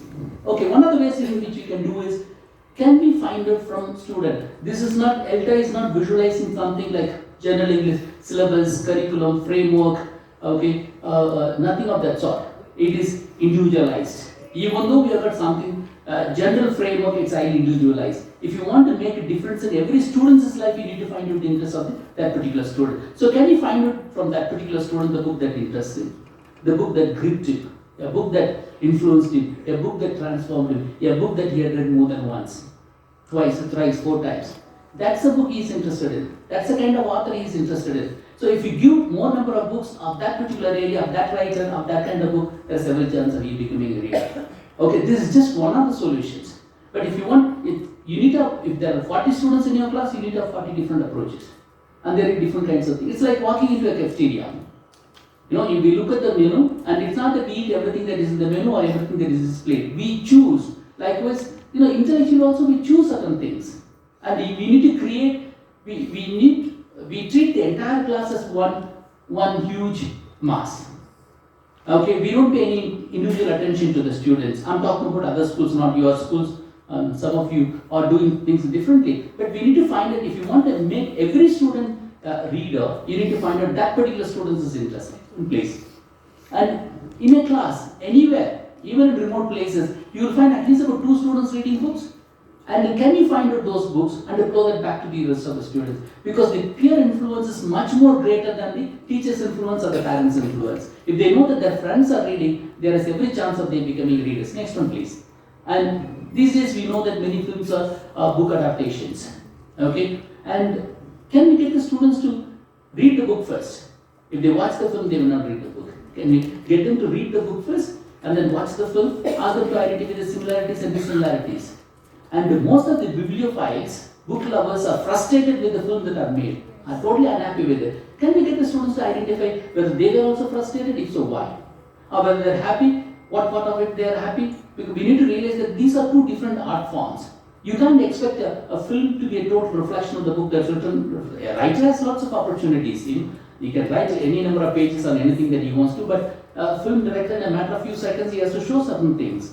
Okay, but there are differences. So we can get the students, look, this particular writer wrote this book, the writer himself was not happy about the book, happy about the film. Why is that? Can we ask certain thought-provoking questions? Next one, please.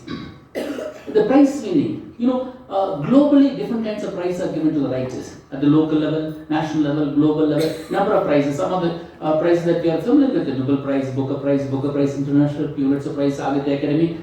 The advantage is that whenever these prizes are announced, both the media, social media as well as the mass media, give a lot of coverage to them. It's in the air, interviews, discussions, articles. So it's easy for us to get the attention of the students to these writers. When somewhere they would have heard these names, so can we capture that and introduce the learners to the kind of books, kind of writers that we want them to read? Next one, please. And one of the things that we are doing is, look at all our syllabuses, look at the kinds of reading that we are doing. They are mostly British literature or American literature. What about the literature that is written in Sri Lanka, Pakistan, Bangladesh, Korea, Japan, Brazil, Argentina, Nigeria? There are so many countries. Okay, what about the literatures which are written there? They are written in English or translated into English. And the way they write literature, their styles, the characters that they portray, the themes that they deal with are different from the sick minds of the Brits or the Americans. Okay, sometimes they become very repetitious and irritating. In fact, Afro-American writings are much better than any way the whites writing.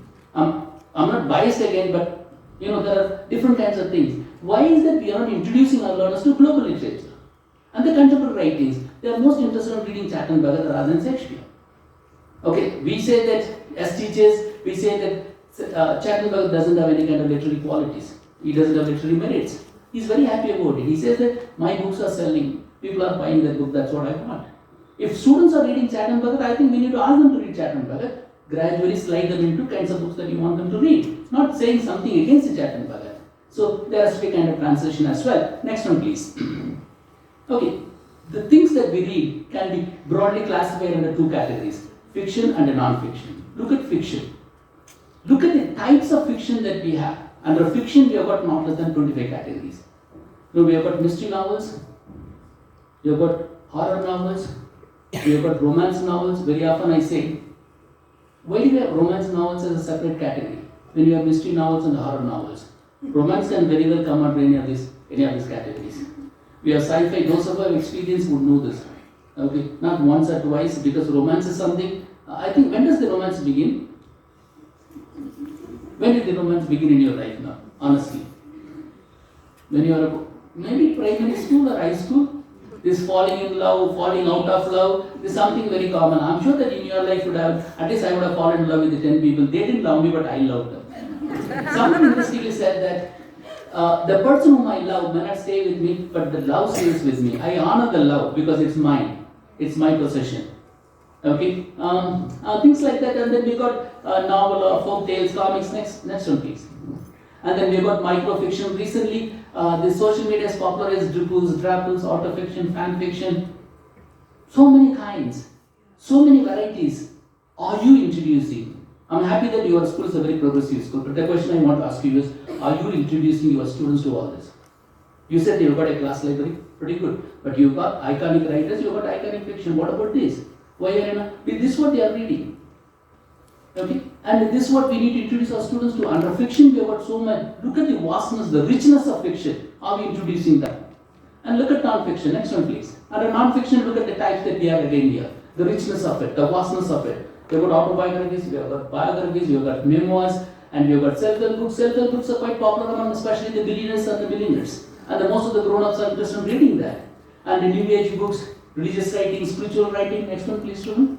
And then we have got case studies, historical writing, spiritual writing, journal writing, academic writing like dissertations.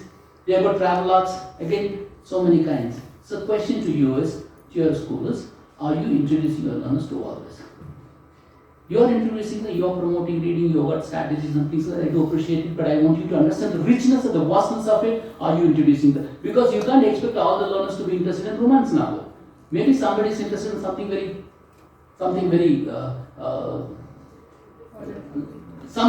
the horror, in fact, that's the kind of thing you need to introduce them, not depreciating it, but need to appreciate it. And yes, ma'am, library has, but are we introducing them? As a part of our curriculum, as a part of our syllabus, are we introducing our learners in order to teach it? Yeah, we need to introduce them, we need to show them the richness of it. Because somebody pointed out that most of our learners are not readers because they don't have the model. Okay, the model is parents are looking at mobile phone, they are following it. Okay, monkeys see, monkeys do. Okay, that's the kind of principle for our life, ma'am. And look at the periodicals that we have. When I say periodicals, I include all dailies, weeklies, bi-weeklies, tri-weeklies, bi-monthlies, quarterlies, half-yearlies, all that. I'm sure all of you know that at the time of independence, we had only about 200 publications. Today, we have got more than 1,44,000 publications. So many newspapers, so many magazines, in more than 100 languages we are publishing it. Even the most developed countries, which is the most developed country, maybe America, maybe Japan, even those countries do not have the kind of richness that we have. Why is that we are not giving any kind of importance to the newspapers? Now, we have newspapers especially for children. Why is that we are not giving an academic state? Why is that you are taking that single textbook every day to the classroom and teaching it? Okay, that's the question. So, there is so much in terms of periodicals. Okay, we need to introduce the students to these periodicals. Next one, please.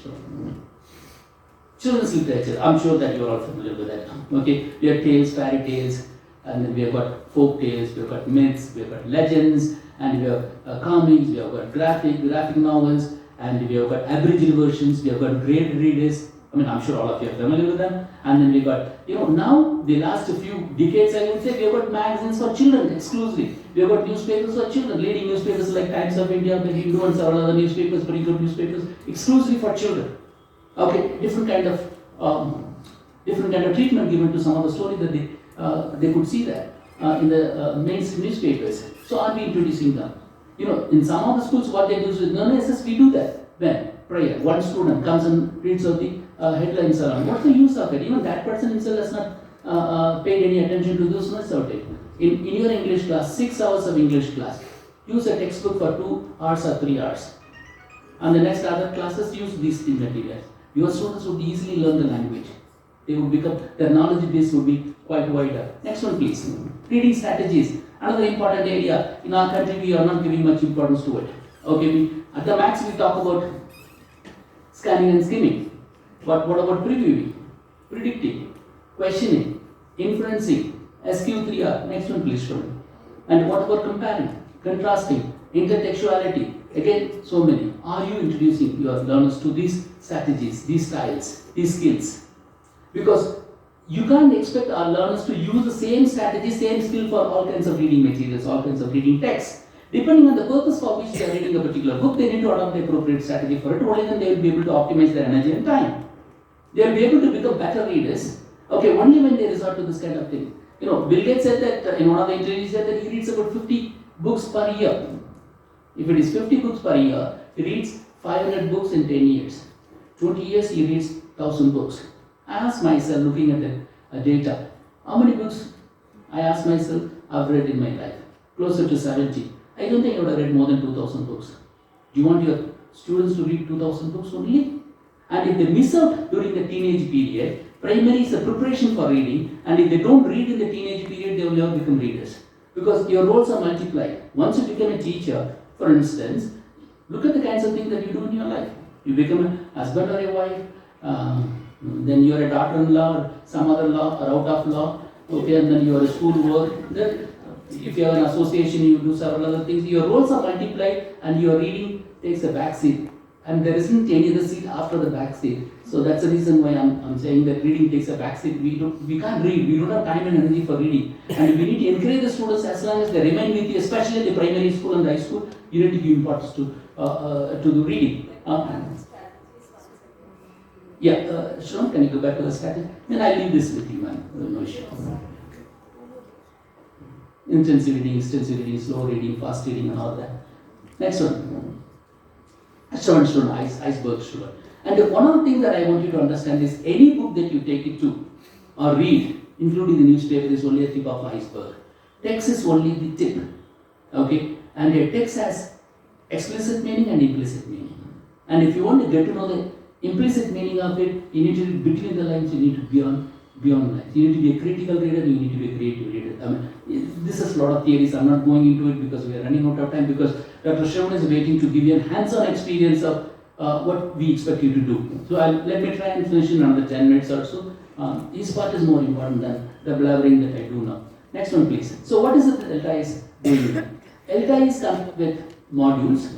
These modules are three different levels. Primary level, high school level, tertiary level. For these 3 levels, we are coming up with 100 modules.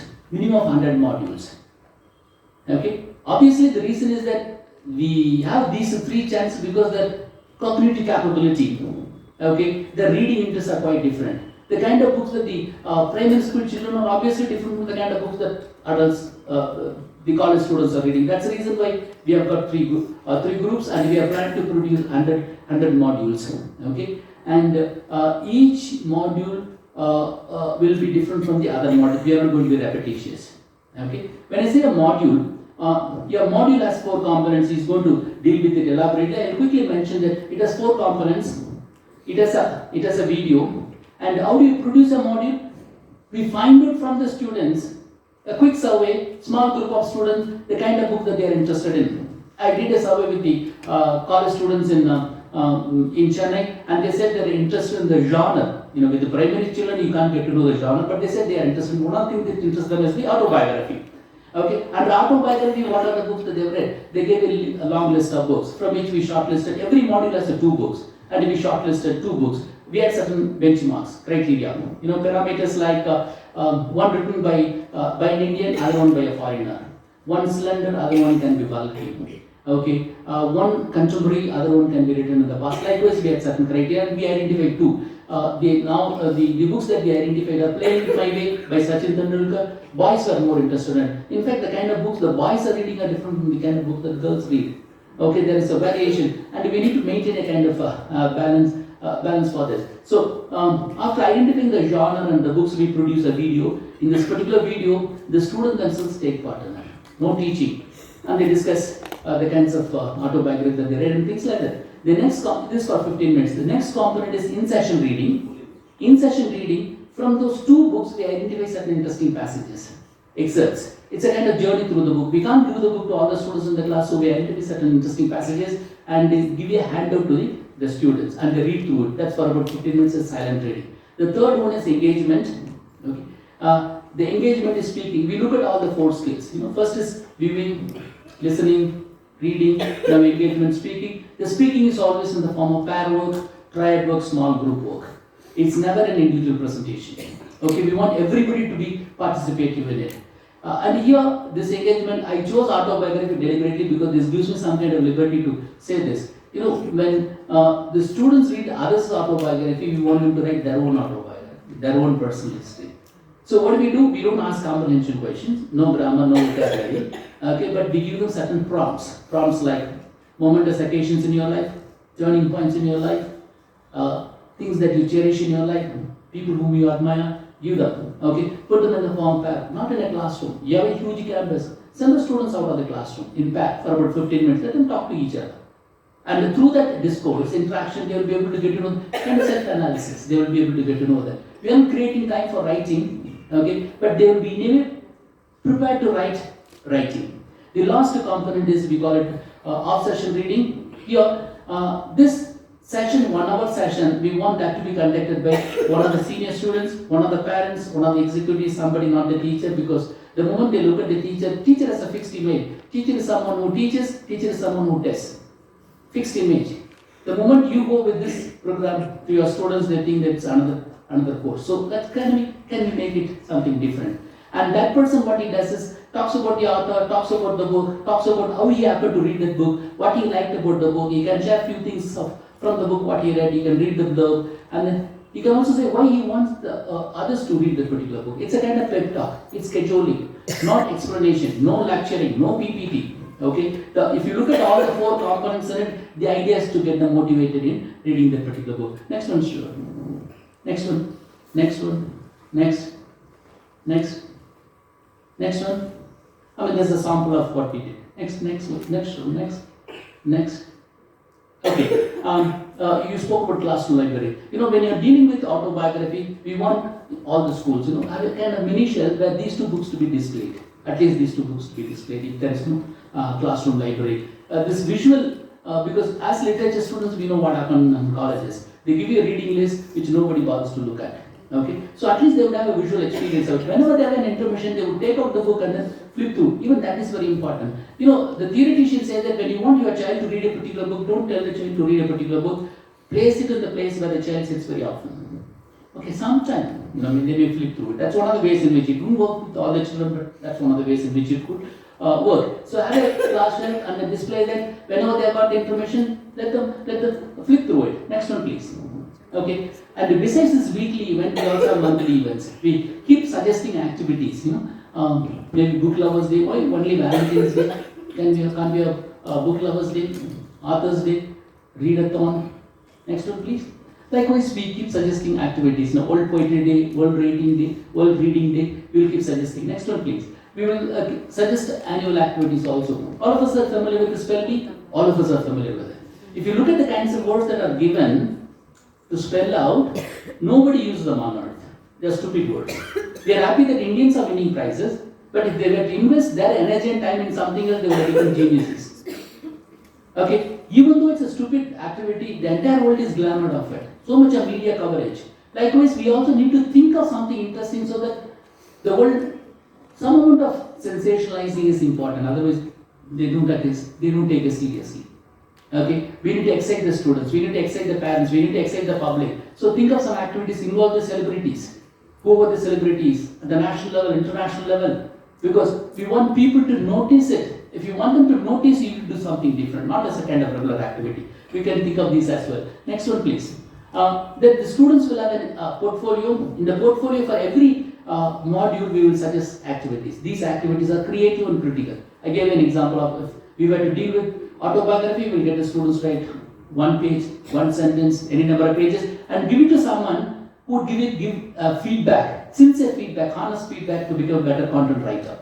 Okay, it's not for evaluation, not looking at the grammar, not looking at spelling, not looking at punctuation. These are all important. With social media, punctuation is not important, not becoming important, spelling is not important, English is not becoming, everything becomes unimportant to those people. Okay, so what we need to focus on is we need to make them become better content writers. So someone who can give sincere feedback, okay, get that. And then we will also, this is another important thing, when the program begins, we would profile that particular learner. Okay, if it's short, for instance, we would, through interview, questionnaire, several ways we can find out whether he's a reader or not. If he's a reader, what does he read? Does he read newspaper? Which language? What are the pages does he read? Does he read fiction? What kind of fiction? Does he read non-fiction? How much of time does he spend? It will be a descriptive paragraph, not scoring out of a scale 0 to 10, but a descriptive paragraph. Anyone who looks at it will get to know whether he's a reader or non-reader. If he reads, what kind of books that he read. And this profiling will happen throughout the 3 years. It's for 3-year period. The movement that we are visualizing it. Okay, and if you catch on the students from 3rd standard to 8th standard, okay, that 6-year period, that's a period they venerate us, they respect us more than their parents, and we can make any kind of change that we want to make. Even if they are addicted to technological tools, we can bring about a transformation if we catch hold of the students in those 6-year period, and then we can bring this revolution. Next one, please, Shravan. Number of activities that we can, gifting day, book exchange day, number of things are being done. Next one, please, Shravan. And then we like to go bilingual. Okay, though focus is on English, we would like to go bilingual because some of the students at the initial stages may not like to read anything in English. If that is the case, introduce them to Hindi or whatever the language may be. And we are not ready yet for it, but we would like to go bilingual. Next one, please. And I would like to test your reading speed. We said Bill Gates reads about 750 words per minute. Can you quickly check your reading speed? Okay, yeah, please now.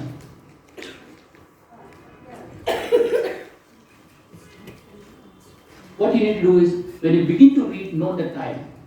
When you finish reading, note the time. Find out how much time you have taken to read this. It's Model Million, OND story. Some of you may have read, but pretend that you have not read it and read through it. When you are reading through it, read with comprehension. Okay, I want to find out how much of time that you have taken to read the story. I'm sure you will be able to finish it very quickly. If you have the handout with you, start reading. Note down the time, please. If you have finished reading, please raise your hand. Finished? Great.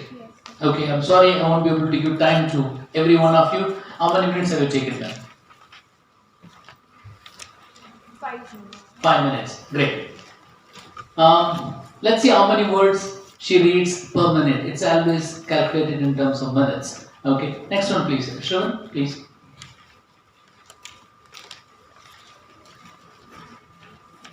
Yeah. If your reading speed is less than 100 words, you are a poor reader. If you read anywhere between 200 300 words, you are an average reader. If your reading speed is more than 300 words, you are a good reader. If it's more than 400 words, you are a fast reader. It doesn't matter. Yeah. In fact, all the books cannot be read with speed. It varies, depends on the book that you read, the time of the day that you read. Fresh in the morning, you'll be able to read. At the end, before going to the bed, you are tired, you may not be able to read this way. But this is one thing that would excite the students to read. Another important thing is you can always get the students to read, raise the bar. If you find a particular student reads 200 words, can you suggest that he can read 250, 350? This has an importance. Speed reading has its own advantages. I'm not saying that all of us should get into the habit of speed reading, but it has certain advantages. Yeah, certain books, pulp fiction for instance, if you are reading, you should be able to quickly read through it. Only then you'll be able to read number of books. That's the reason why speed reading becomes important. Moreover, India reads, we are visualizing it as an activity. Okay, there should be certain skill developments, not merely reading books. An activity of this sort would excite the students to read. Next one, please. Okay, we need to prepare the students for the future. I'm skipping it, lack of time. Next one, please. Next one, please. And I wish you could watch this humanoid robot. You know, this is a 3-minute video. I'm not showing you. The greatest difficulty that they had was the flexibility of bodies. Now, robots can dance. People are planning to get married with the robots. Robots are of tiny size. They'll come up in different kind of size. Okay, they're planning to use humanoid robots for various purposes. I think men are going to be very happy because we are not getting married with the men and they are rejecting men, and we'll be happily getting married with the humanoid robots in the days to come. Please watch it when you have time. Next one, please. Okay, this is the LMS Dr. Shravan is going to deal with. The next one, please. Okay, earlier I said reading is not taught. So you are teaching reading to your students. I want to show very quickly, in a matter of 5 minutes or so, how reading is promoted by people, those who are not in the academia. 1 or 2 examples. Next one, please. Okay, in Turkey, the rag pickers collected the books that thrown in the bin and they created a library. Look at the love they are not readers. Next one, please. In Iraq, for instance, the booksellers, after selling the books in the daytime, they don't carry the books back home, but leave the books wherever they were selling, because their belief is that the reader does not steal and the thief does not read. Next one, please. Okay, in Japan, you got a library hotel, and see how the inmates are happily settled along with the books. Okay, there's only one model in Japan. Next one, please. In Johannesburg, okay, this man sits with a pile of books. He reviews the books. Passes by, if they like the review, if they want to buy the book, he makes a living by that. Next one, please. Okay, this is something which is very common in European cities. In strategic point, they have the mini library, little free library. Take a book, return a book, or give you a book, and things like that. Can you do it on your campus? Okay, next one, please. Beach library. I mean, this is something which is very common. You don't have a beach here, so you can't have it over here. So, wherever it is possible, can we have a beach library? Because people spend hours on the beach. So, that's one. Look for different opportunities wherever you can. These are very creative people to do that. Next one, please. Look at the structure of the libraries.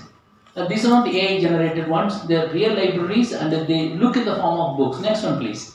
Okay, this lady, Radhamani, uneducated, from Kerala, closer to Rahul Gandhi's constituency, and every day she walks about 5 kilometers distributing books to the tribal children. Nobody is asking her to do it. Consider a walking library. Next one, please. Somewhere closer Kanyakumari, some of you might have been there. Okay, this man has a mini library, and if you spend time, depending on the amount of time that you spend, and he gives you concession in haircutting. These days we don't call it salon, we call it beauty parlor. We don't call it haircutting, we call it hair styling. Okay, culture changes. Next one, please. I mean, this lady, Akashana, I'm happy that 2 or 3 girls are here. When she was in the 3rd standard during the COVID time, along with her parents, she went to a hospital to distribute food. And looking at her, those children asked whether she can give them the coloring sheet, drawing sheet. It's a hospital, cancer hospital, meant for children. Everybody knows that they're going to die. And when she distributed these things, they were so happy. She got excited by that. She did the same thing in another cancer hospital. Now what she is trying to do is trying to start library in police stations and in prisons. Okay, doing things differently. Small girl. Look at the rag pickers, a different kind of people. Rag pickers, person in the salon, a girl doing all these things. And the media gives her coverage because media gives coverage only for the people those who look beautiful. She looks beautiful, so she gets the coverage. If you and I do it, if I do it, nobody will give coverage. Looking at the grey hair and bald head. Next one, please. Okay, this is something you must have read in the newspapers, Kaban Park, exactly about a year ago. These 2 ladies very innocently went to the park, lied down over there, read the books, they posted it on Insta. And seeing that their friends joined them next week, and they posted again. And in a matter of 3-4 weeks, they had a large gathering of reading books. Now it has become an international movement. Bangalore in Kaban Park. You have it in Chennai, you have it in London, you have it in San Francisco, you have it in Delhi, Mumbai, wherever there is a park, wherever there is a beach, they have this library. I mean, very simple thing. These 2 ladies did not do anything great. They went to the library, they didn't expect that they are starting a revolution, but they did that. Can you do something around that? Your school, when you are doing something progressive, how do you spread it to other schools? Your children won't do it, your parents will not do it, but think of ways of spreading yourself. Next one, please. So what do you think that you could do? When these people are doing something, you need to ask yourself, you have a role to play. As teachers, We have a role to play. If we don't do it, earlier I said, we are the ones who are dealing with the cognition. Nobody else can do it. Next one, please. So what is that ELTAI is trying to do, this particular movement? We want all our students to become readers. We want them to become avid readers, voracious readers, passionate readers. We want them to know or become familiar with different text types, different text genres, different reading strategies. We want them to become lifelong readers, lifelong learners. So any kind of future, even though the future is going to be bleak, they are going to be prepared. And this can happen. Only reading, only when you read, as ma'am in her intro, she pointed out, it makes you become a better communicator. Okay, several advantages, I'm not going into it. So that is the mission. I don't want to call it goal, because when you say mission, it has a passion. Next one, please. It's a 1 minute video. Can we watch it, Shravan?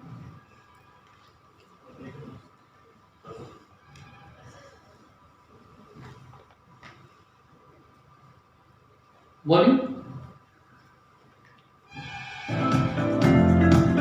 Among all addictions, reading stands at the apex. It is believed that reading connects us deeper with humanity. Reading breeds intellectuals, helps us read with our eyes wide open and view the world more comprehensively. After all, the universe is like a big ball of knowledge. Let's read, learn, grow, achieve, and enjoy. Let us read ample and lead by example. It's time we start a reading revolution. Let's make a life out of reading.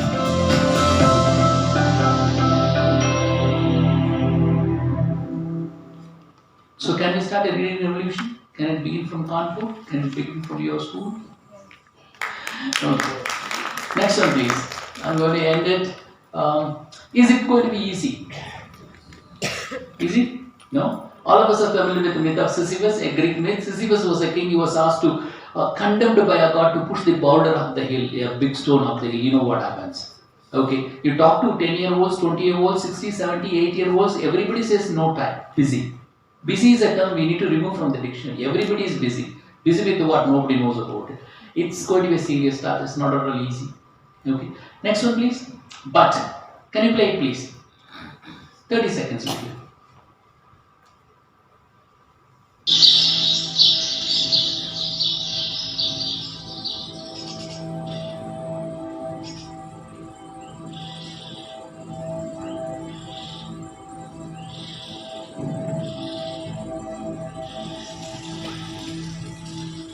Readers, non-readers.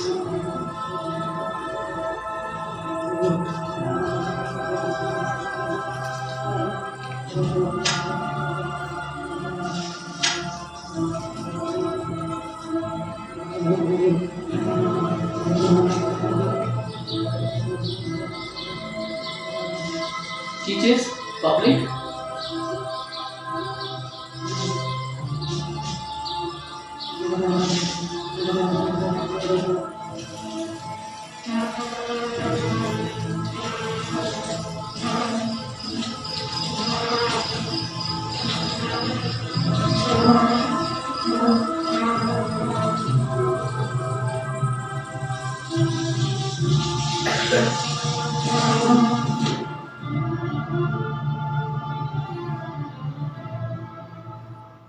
Individual learner, address the individual learner's needs, not as a class. You will not succeed. Next one, please. So you need to think of what we can do to make it as a movement. Think along the lines of Chipko movement. In Chennai, we had Jallikattu movement. Overnight, it became a successful movement. We need to think of something different. Only then it can become a movement. To become a movement, next one, please. We could do things like parents' involvement. Get them to your institution once a while, once a month. Discuss with them. Can we have rallies, cycle rallies, bike rallies, and things like that? Establish libraries. In Tamil, we used to say that don't live in a village which doesn't have a temple. Don't live in a house which doesn't have a library. Can we convince the parents to create a library if there is one-roomed house? Okay. Can we get them to create a reading space for the children? Okay, something along the lines. Visiting libraries. Every parent takes their children to restaurants and the cinema halls. No parent takes anyone to exhibitions and libraries or even old books stalls. Can we, in our meeting, can we convince the parents once a while? Can you do that, please? Next, please. This is my generation. This is what I was doing. Next one, please. This is what is going to happen. Next one, please. This is going to happen. Next one, please. I'm going to stop with it. This is the image I fell in love with. Okay, I don't think there can be any better image to emphasize the importance of book reading. How the book and head are swapped. Okay, in the place of book you have in the place of head you have the book, in the hand you have got your head. So that's what we need to do. I'm happy that I need to thank so many people, but thanks to all of you. I enjoyed my presentation. Thank you.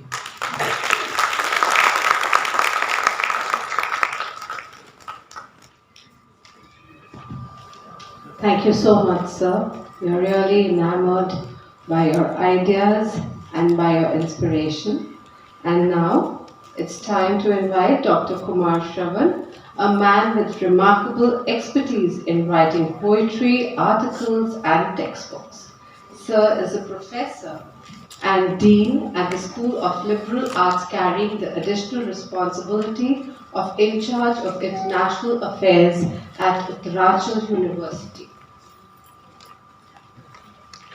Sir has the credit of editing 31 books published by Cambridge University Press UK and Atlantic Publishers India. He has published 30 research papers, 11 patents and 3 copyrights. Sir is the proud recipient of Teachers Excellence Award by UGC in the year 2020. Over to you, sir. Thank you, ma'am.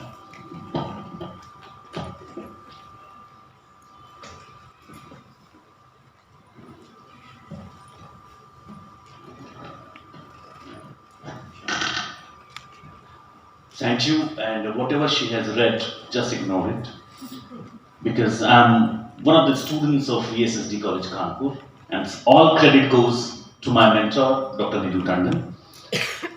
And I would like to extend my heartiest thanks to the principal of Shree Sanatan Dharm School for providing this opportunity where we are discussing how to change the world. When I was entering this room, in this auditorium, there is a quote written, start your day with a smile, something like that. So sir has ended something that how can we do that? So can I request everyone to start your day by reading a few pages, and to start with, we all can do that because sir had mentioned that we all need to start from our own. And if I take my example, I start my day with Manas, Ramcharitmanas, 1 or 2 dohas or quotations every day. It's whether I'm ready for my college or not, but I read it and end my day with 1 or 2 pages of any novel, any text, whatever I read. So, as it's a lunchtime, I believe, you must be in a hurry to go for lunch. But what to do and how can you help us? For that, you all need to join us. The schools need to join us. The India Reads movement. Once you join us, our office will send you the login credentials. You must be surprised. Sir was talking about B-books, P-books, and I'm talking about the login credentials. As we cannot keep ourselves away from the trend, so we have developed an LMS only for the teachers. So the process is, there's a membership fee for joining us, and you all can contact Dr. Nidhu Tandon for the same for Kanpur. You can write to us at India Reads, info@indiareads.in. So these are the emails which you will get to know the details later. Once you join us, as I've told you that we'll be sending you the login credentials. 2 types of login credentials we generate. One, for the institution that can be operated by the head of the institution or any representative of a school assigned or appointed by the head of the institution. So once you log in, there is a web link which when you click it, then you will find this kind of page.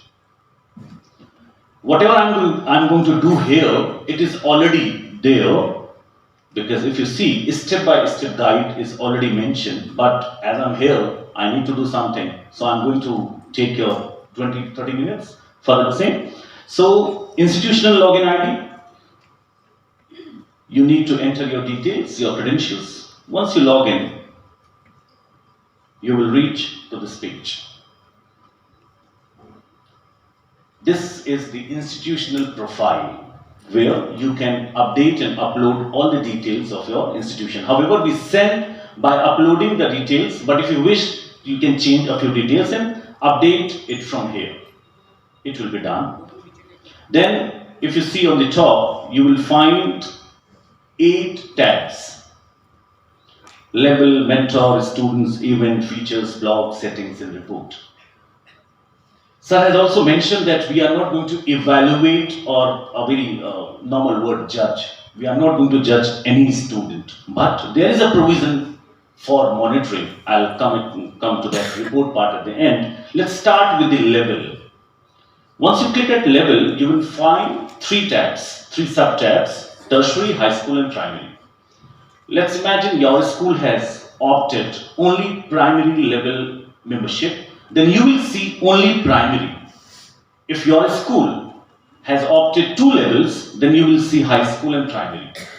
Then tertiary is meant for college.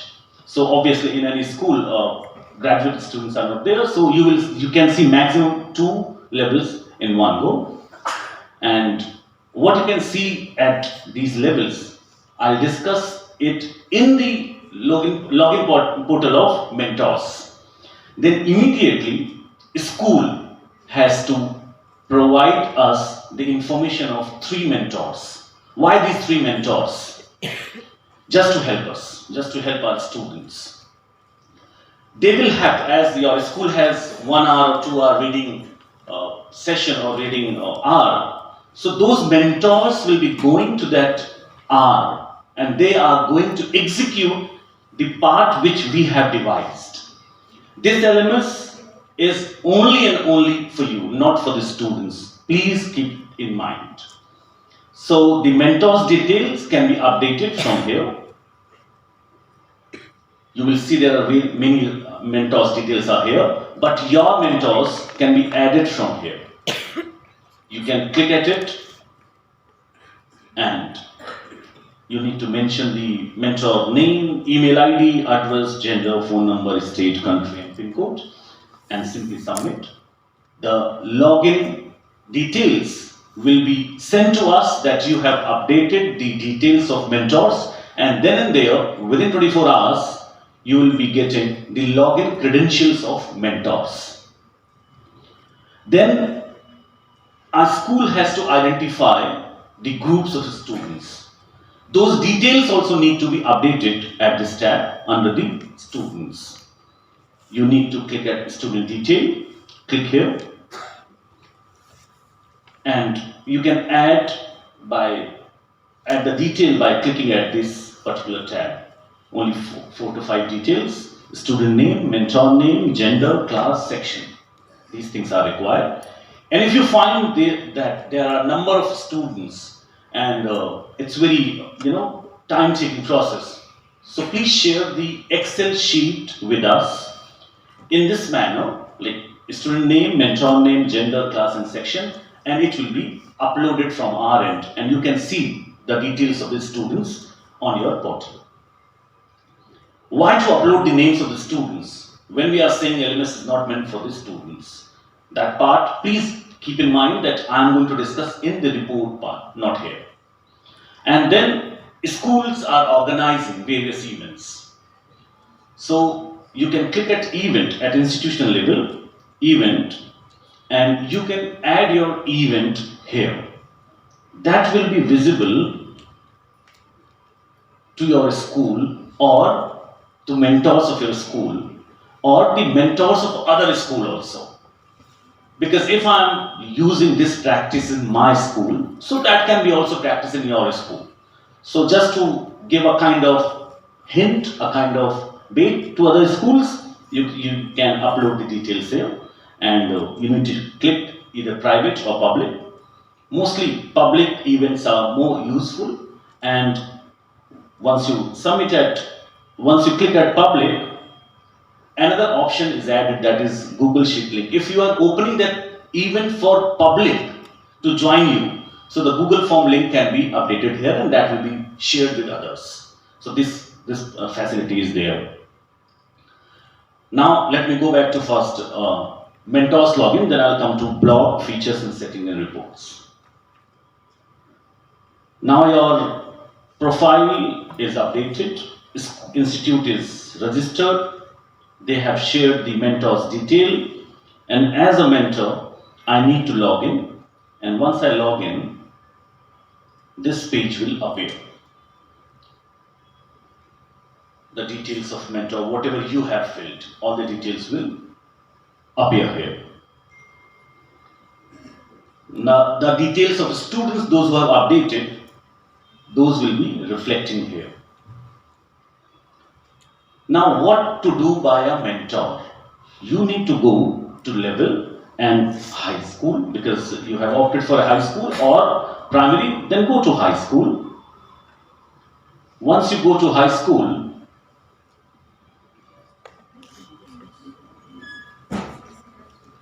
that's why we are moving away from this technology. We are trying to go to e-books.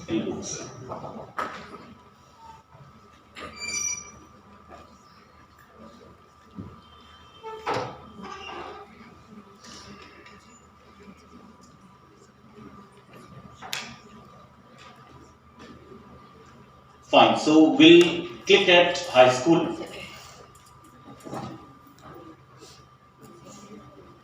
Then you will see 4 modules. We'll be releasing 4 modules every month. So as of now you can see 3 modules. You can click any of the modules. Once you click at any one of the modules, you will see 6 tabs. As sir had mentioned, there are 4 components: video, in-session reading, engagement and off-session reading. So these videos are based on the books which we are trying to make them read, the learners. So this video you need to show in your classroom, just to a kind of bait. You know, sometimes it is based on books, sometimes it is about books, sometimes it will be connected to that particular book. Maybe a few students are talking, and it will give an idea what we are going to do, what kind of genre we are going to read, something like that. So just watch this video, an elephant story, or maybe this one is the Black Beauty.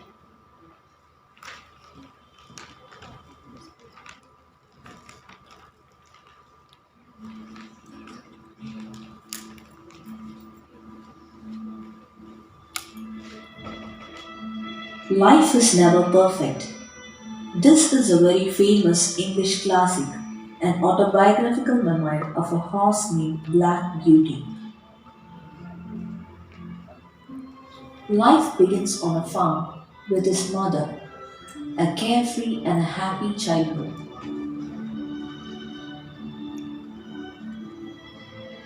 As he grows, life changes to the days full of hardships while pulling carts on the streets of London.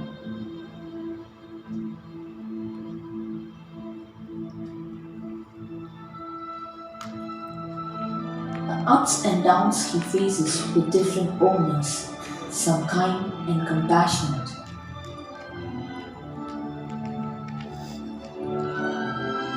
while others are neglectful or abusing.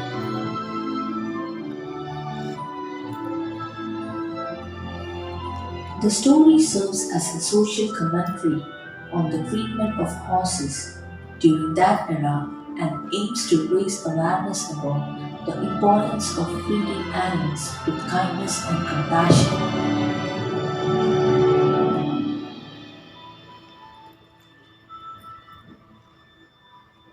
What happened to Black Beauty? Is he going to have a peaceful retirement in the country with a loving family? Or is he going to lose his life?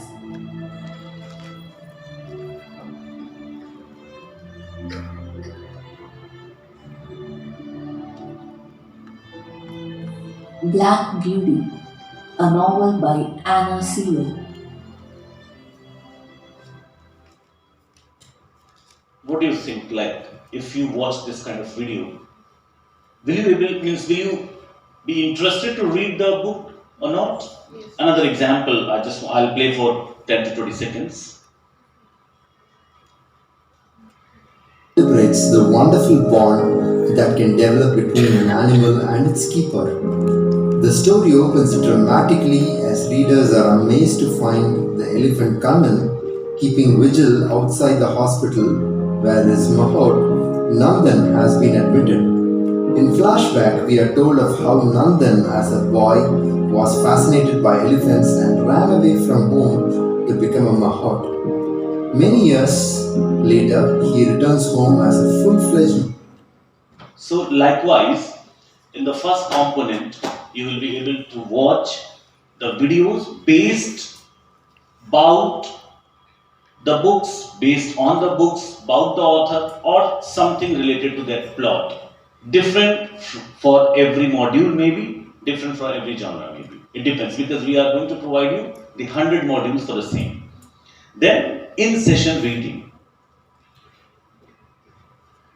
These are the interesting passages, or you can say a few excerpts from that particular book which we have identified, and it may be interesting to read these paragraphs or passages from that particular book. So what you need to do, you need to get it photocopied and distribute to the students in your class. So coming back to the video, once you go to your class, play a video. The video will vary from 2 minutes to 4 minutes. So you can invest your 15 minutes. Play the video for 4 to 5 minutes, then discuss. Ask any student, what have you observed? What have you learned? Something, anything. Don't make them compelled to speak, but yes, you can discuss, or you can on your own, you can say a few things about the book. Then in reading, distribute these excerpts by getting it photocopied as sir has done. It will be a silent reading. The only task of a mentor will be to observe that yes, they are reading for 15 minutes. Once the 15 minutes is over, even we are not going to ask them whether you have read or not. Just don't compel them. Distribute and let them read silently.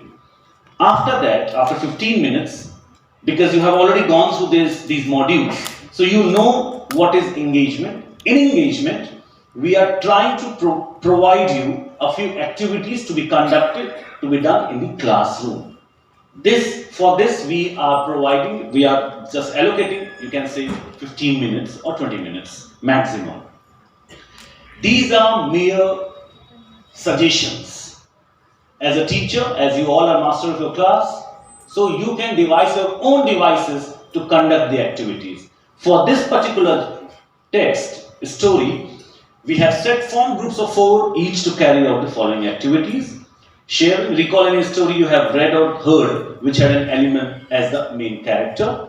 We have given you the 3 activities. You can divide your class of 30 into 7 to 8 groups.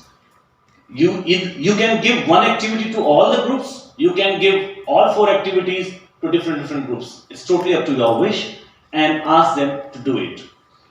Our suggestion is not to try to use this activity in the classroom. If possible, go outside, make them sit comfortable somewhere by which these people can talk, they all can discuss if the activity is based on the groups. Fine. And the 4th component is off-session reading. Again, only one component, I'm reiterating again and again, only one component is to be showcased to the students, that is video. In session reading text, you have to distribute, by getting it photocopied. Rest, you have to do. Off session reading, you are supposed, it is mandatory, you can say. I don't know whether I can say it or not, but it is a kind of mandate that you should go to that particular class, that assigned class, with the books which you are going to deal with. Show them. And what you can talk about, we have given again, we have written something about the book, about author, if he has got some awards, something. So you can read it directly from here, you can rephrase it. Absolutely, you are free to do anything related to this particular book. And you need to ask your students, because now they have watched the video, they must be enthused to read. Ask them to read. Fine. You go home, try to read the book.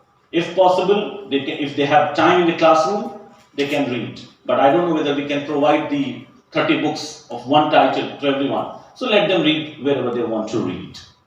Once they have read, next week, when you are going to the classroom,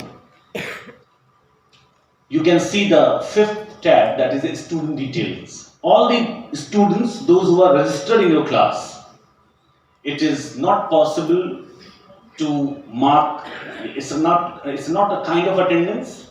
You can devise your own devices by putting a register and asking any student, any class representative, just ask everyone, have you read the books or not? They will raise their hands. How many of you have read 10 pages, more than 20 pages, more than 50 pages, something like that? These are very common questions which you are going to ask.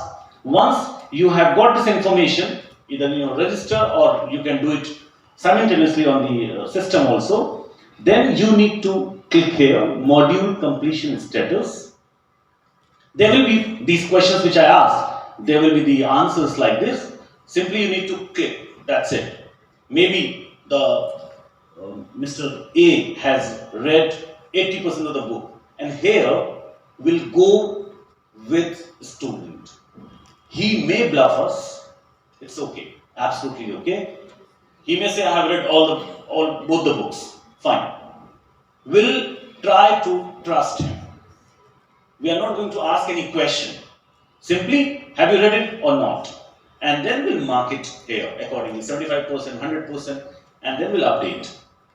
Why it is important, as we are saying, we are not going to evaluate anyone. Why it is important? Just to monitor the progress of the students. Maybe all the students have said, out of 30, 25 students have said we have read both the books. What about those 5 students? Those are saying I haven't read even a single page. Then, if we can ask him in person, we can motivate him to read that book. Or if he's not interested, then again, it's our responsibility to give the book of his choice. You can give the book, maybe he's saying, sir, I'm unable to read English book, I'm unable to comprehend the English books. Give the Hindi books. Ask him what writer you want to read. Maybe he cannot tell you the name of writer also at that time. So in that case, ask him to read. And whatever he is doing, just monitor it. And this progress can be evaluated, not evaluated, just can be monitored by the head of the institution also, whether my mentors are going to the classes, they are engaged with students or not. And this particular monitoring can be also done by us at our office, and after every 3 months, we'll be also giving you a graph, how this graph will appear.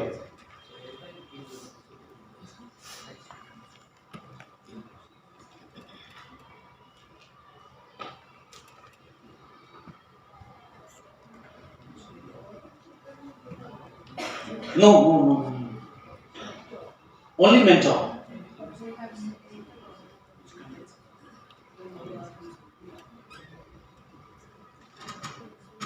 So likewise, you will get a graph. I haven't entered how many percent, what is the percentage of reading of the books. So this graph will be appeared, and we will send you from our office after every 3 months the graph for whole class.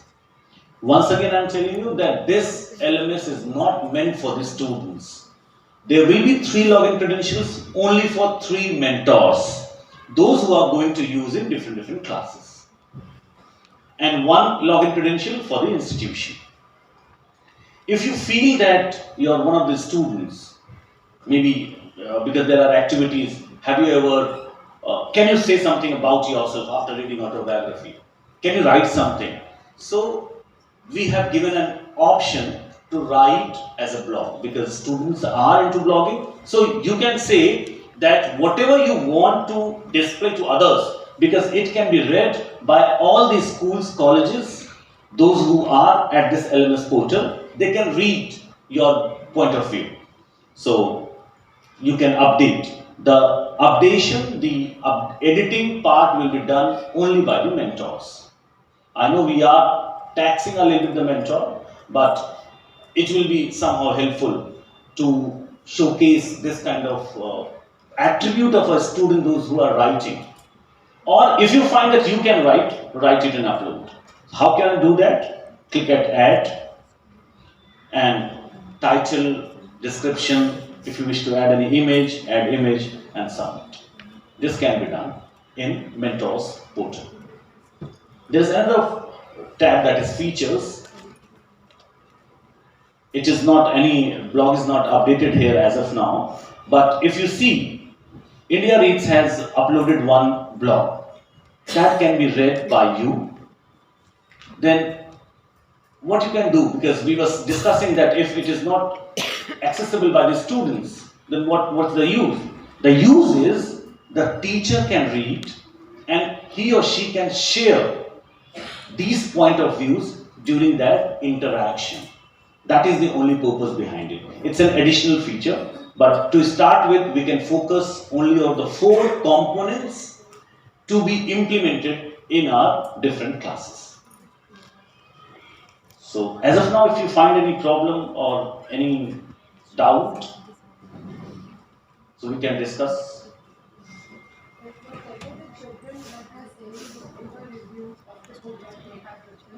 Blogging portion that will be typed by the student, forwarded to the mentor, and then the Yes. It can be typed by the students, but updated by the only mentor. Any other doubt? The timeline that you give for 1 book, like suppose you are giving us your days and 1 book that is given to us and we introduce that book to the students. What is the timeline that you expect? We are not expecting anything. Simply, what are we expecting? We are expecting that students should go with the P-books. Let them start flipping, let them start reading. We are not going to fix any deadline. Otherwise, again, it will be another kind of classroom teaching. So we are not going to fix anything. But yes, on monthly basis, we will be releasing 4 modules, and after the submission of your status, those modules will be withdrawn and new 4 modules will be given to you. And at the end, maybe you say, sir, due to examinations or due to many other activities, we could not read these modules. So you will have to write to us and we will again release those modules on your login. Any other doubt?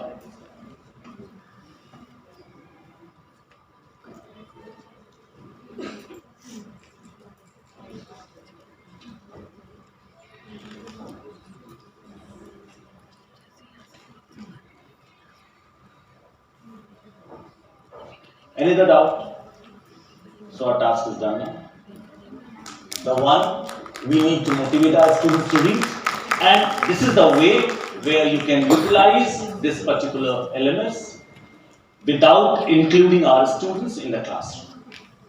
And still, if you have any doubt, you can send an email to us, you can call us indiareads@eltai.in. indiareads@eltai.in. You can raise your queries, and apart from this, we have created the communities on WhatsApp. Those who have already opted us, they must have seen there is a community. You can even drop a message there. You can ask your questions there. We'll get back to you. Thank you, everyone. During lunchtime, even you are so patient and listening to me. Thank you for listening to me. Thank you. Yeah. So like we have this trailer of the books for the children, so it can be done only in the smart classes. This trailer to be shown to you. What about if we can have a poster of such book in the school for display? Again, that's what I told you. It's totally your wish. You are the master of your school, you are the master of your college, your class. Device, any device which you wish to. Even from this dais, I wish to offer this opportunity to all the schools. If they can help us in developing these kind of modules, in developing this kind of videos, through or with the help of your students. We would love to have you, we would acknowledge you, we will give the credit if you find out those excerpts, if you develop the videos. It will be uploaded at our LMS. Any school if is interested, most welcome. Thank you.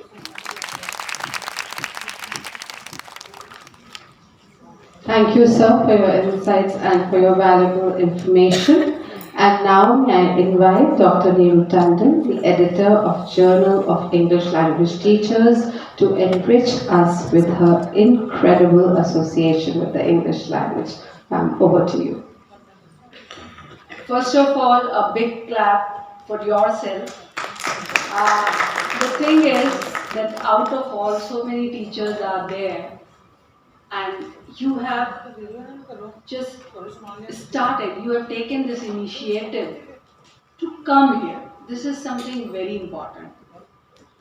How do you do it? Whether you join this or you don't join this, that is not important. But at least something is there with you today to carry forward. And whatever you have, as a teacher, you cannot keep it to yourself, you will have to distribute. We are made of that metal, isn't it? One more thing that is still missed is that why should you join? Now I am on the other side of the table. Why should you join this? Okay, book reading is good, we all are convinced. We'll try to do that. Why join this? There are several reasons told by them. 2, 3 I am adding. One is, it is a certification program. Even Cambridge University Press is holding our hands. So whatever certificates would be given to the school and even to students after completing 3 years of this, that would be given jointly by ELTAI and Cambridge University Press.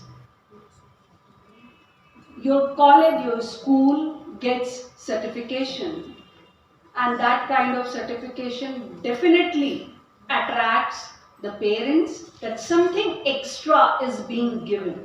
What every other school or college is not giving to our kids. Definitely as a parent, when we choose an institution, we try to find what are you giving? Do you have AV rooms? Do you have dance classes? Do you have this training, that training, something like that?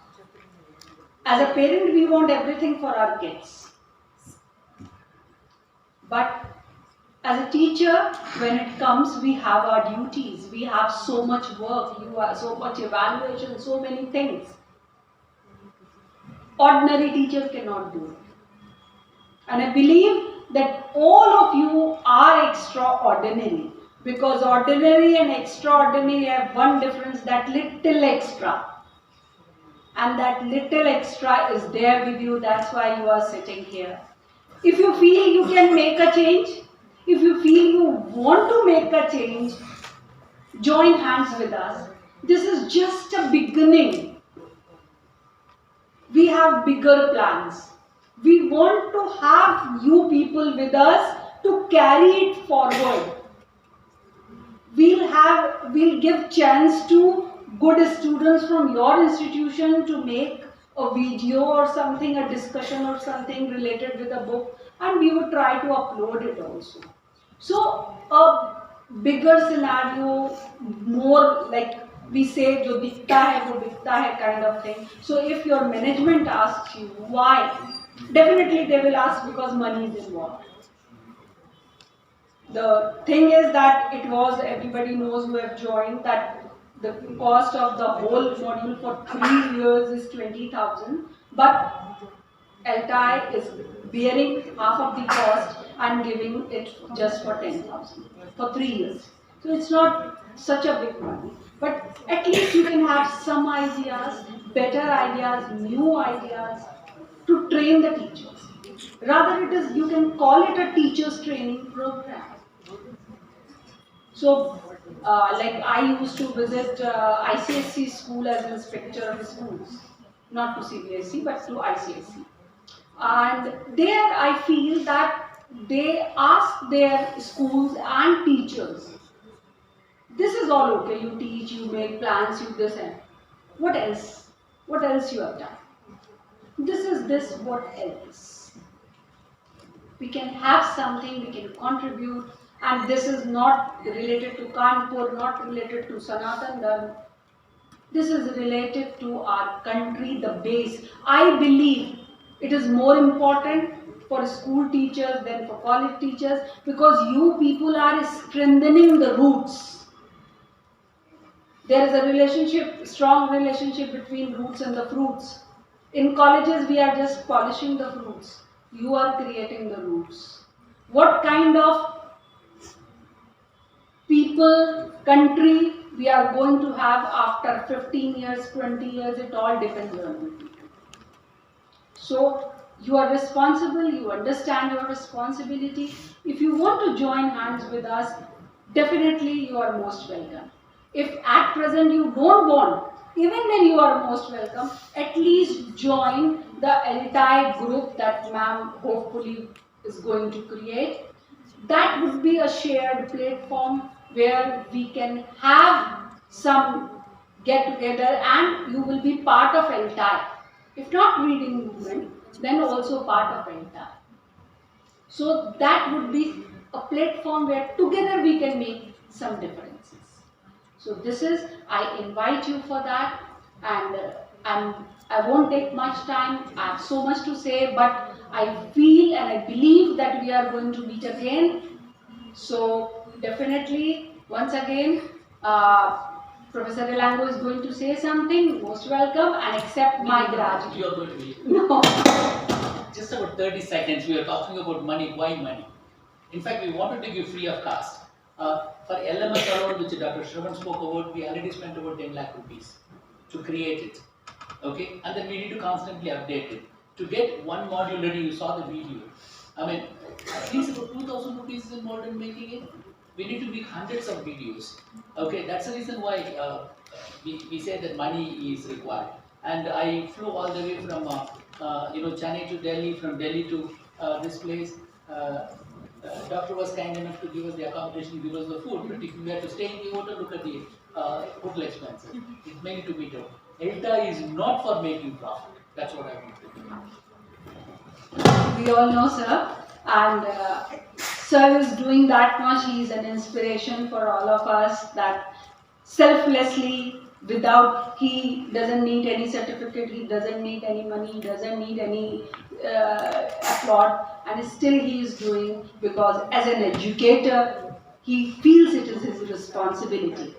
We do share that responsibility, we do want. The last request is, kindly, whatever you have gone through, convey it to your principals, your management, and try to convince them that how it can make a difference. Thank you so much.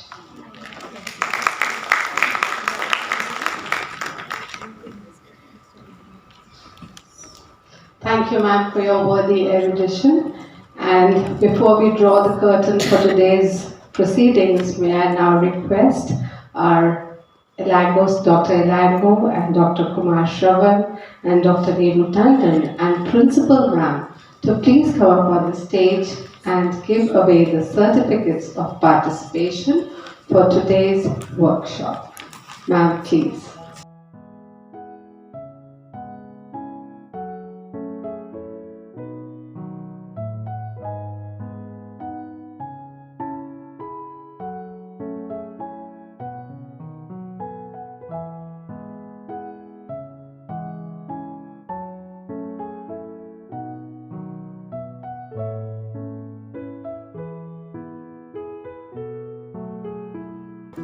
And to begin with, I invite Ma'am Hamida Karra, Principal of ELTAI Academy, to please come up on the stage and receive her certificate.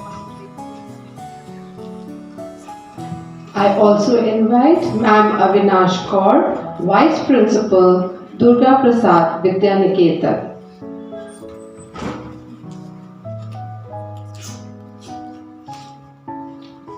May I humbly solicit Sister Rufina A.C., Vice Principal, Fatima Convent.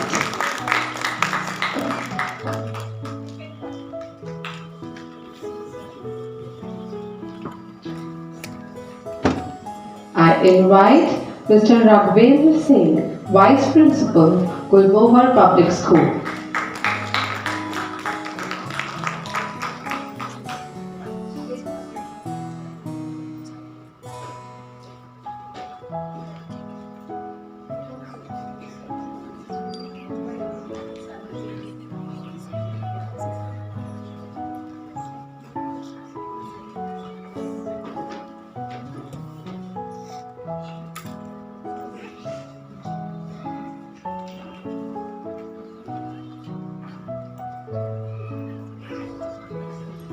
I call upon Ma'am Geeta Yadav, Coordinator from Chintles High School. From CHS Education Center. Pardon please. Ma'am Geeta Yadav from CHS Education Center. Three schools are already our members. One is of course this in the Chintles, and the third one is also another school. I also invite Ma'am Sapna Chauhan from CHS Education Center. Ma'am is also the coordinator there. I call upon Ma'am Rashmi Mishra from Dayanand Dinanath Education Center. Ma'am is the coordinator, and Ma'am Aarti Yadav from the same institute.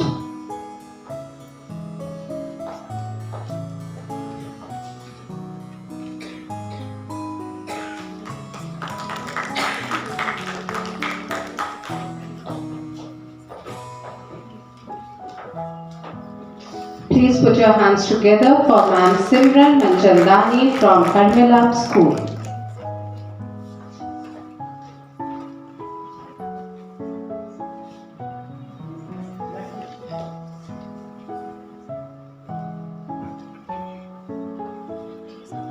I invite Ma'am Damanpreet Kaur from Nurture International School. Ma'am is the coordinator there.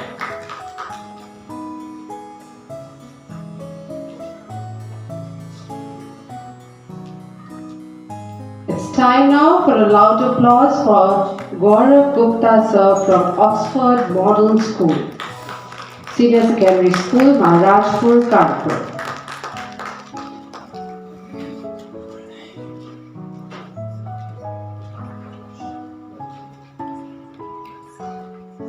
And it's time now to put your hands together for Ma'am Anjula Awasthi from Prabhat Senior Secondary School. Ma'am is the coordinator there.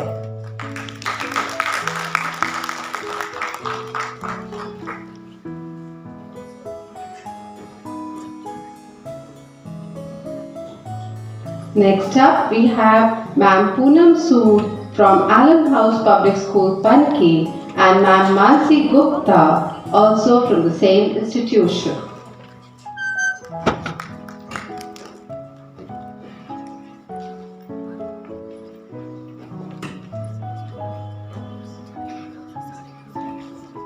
Let's encourage Ma'am Shehnaz Khan from Allen House Public School, Kalasi Line, and Ma'am Mudrika Mishra, also from the same institution.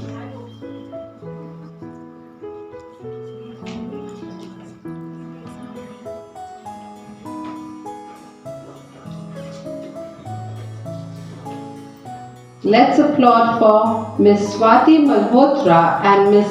Neha Mishra from Allen House Public School, Ruma.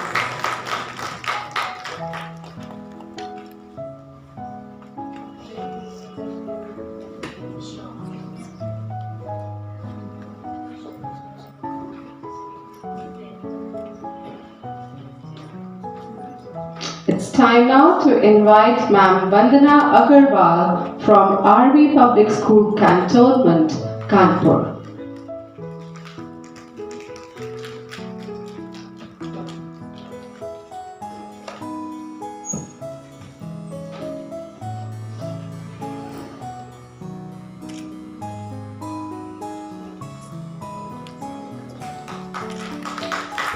Let's commend Ma'am Meetu Kundra and Ma'am Minakshi Shukla from Doon International School.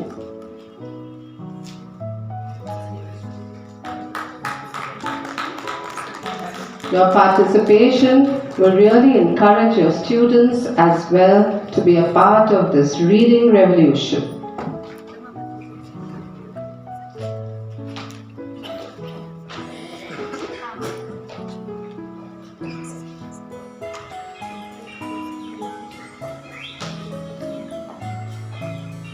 Let's laud for Mr. Ram Dikshit and Mrs. Pooja Shukla from Dr. Viren Saroop Public School.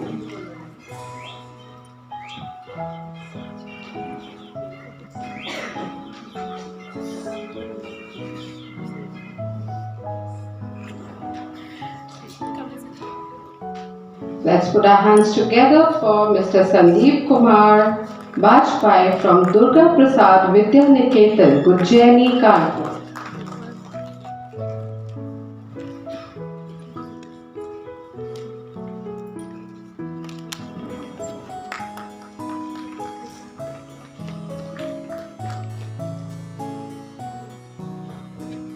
It's time now to invite Ma'am Indrajit Kaur from Fatima Convent School.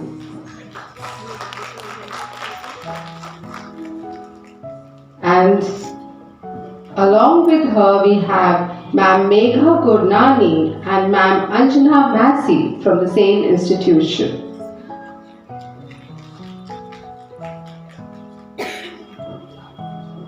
A good and a large number of participation from Fatima Convent.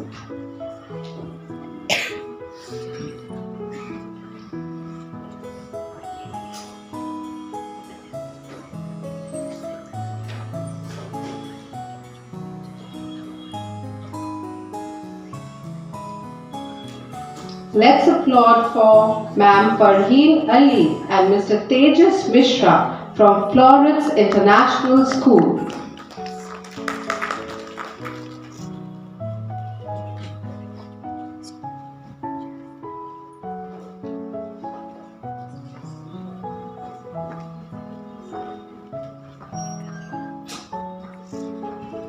And now let's laud the efforts of Sir Gyan Prakash from Gulmohar Public School.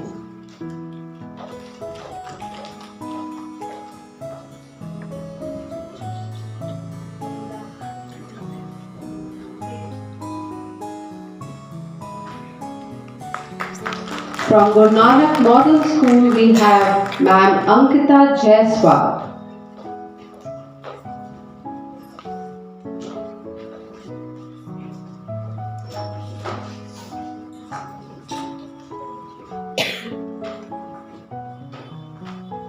Let's put our hands together for Ma'am Akanksha Malhotra from Har Milap Mission School. It's time now to call upon Ma'am Geeta Singh and Ma'am Bitu Singh Chauhan from KR Education Center.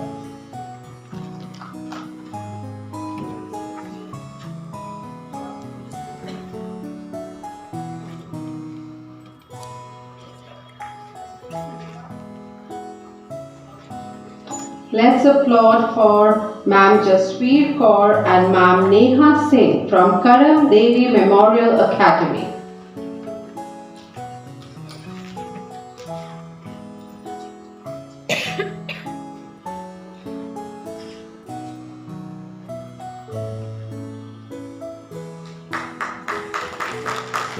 Teachers, please encourage everybody, keep applauding. It maintains the vibes, positive vibes all around. And now let's welcome Ma'am Sana Azim and Manpreet Kaur from NLK Academy.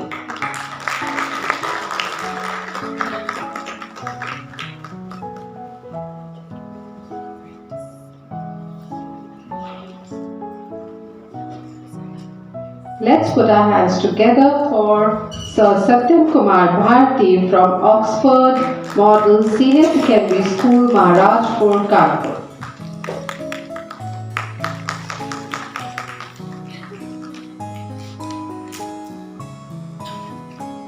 From Prabhat Senior Secondary Public School, we have Ms. Jaya Dikshit.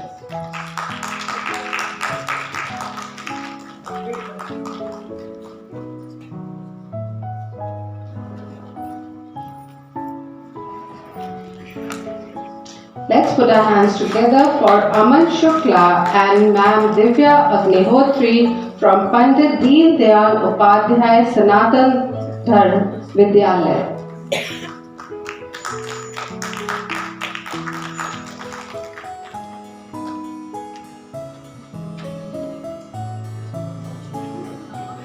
And from Shree Public School, let's applaud for Poonam Purshresht and Ma'am Shweta Trivedi.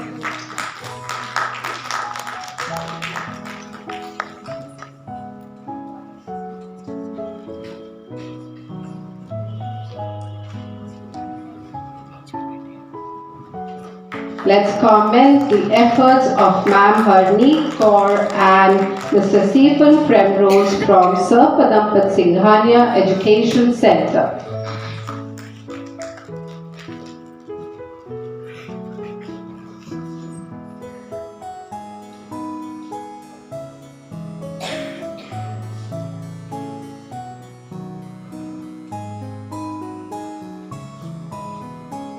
From Sri Ram Education Centre, Panki, we have Sir Sanjeev Dutt and Ma'am Neha Vaishnav. Please put your hands together for their commendable participation.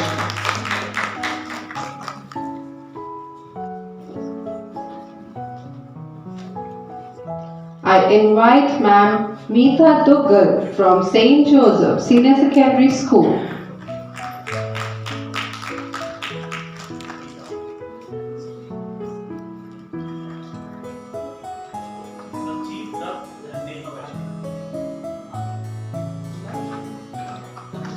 Excuse me, Meeta Duggal ma'am, please have your picture here.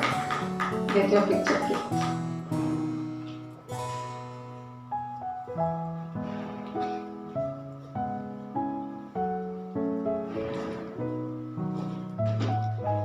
I invite Ma'am Priyanka Sharma from Subhash Public School to the stage.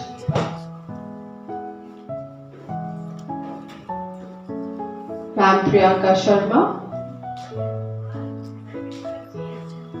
The certificates that have been changed. Let's put our hands together for Ma'am Poonam Purshresht and Ma'am Shweta Trivedi.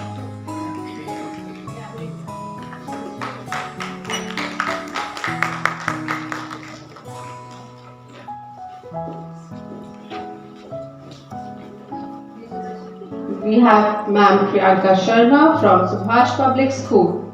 I call upon Ma'am Shivani Bajpai and Ma'am Arhama Shahid from the Jain International School, Kanpur.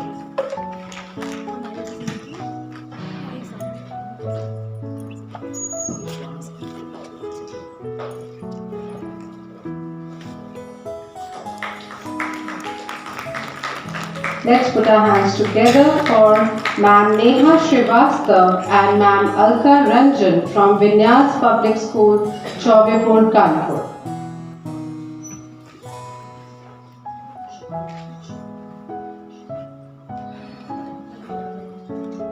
I call upon Ma'am Shamina Hassan from Vinyas Public School, Chaubepur to come up and receive her certificate of participation.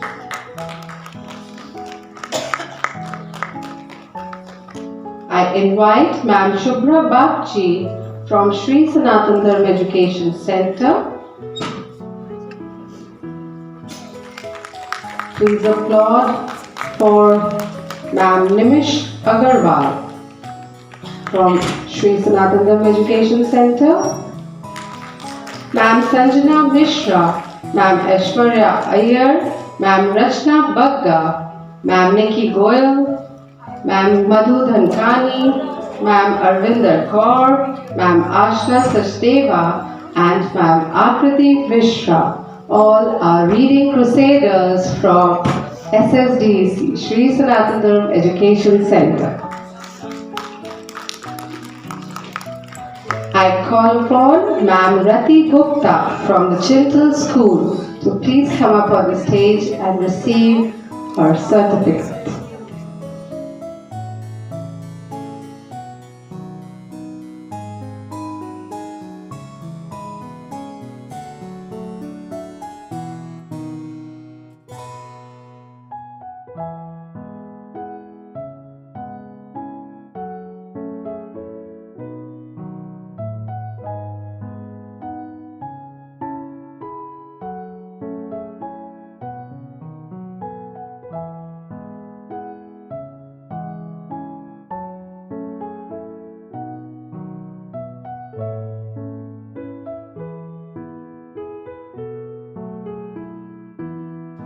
We also have Ma'am Archana Singh from SSDC as our reading crusader to receive her certificate.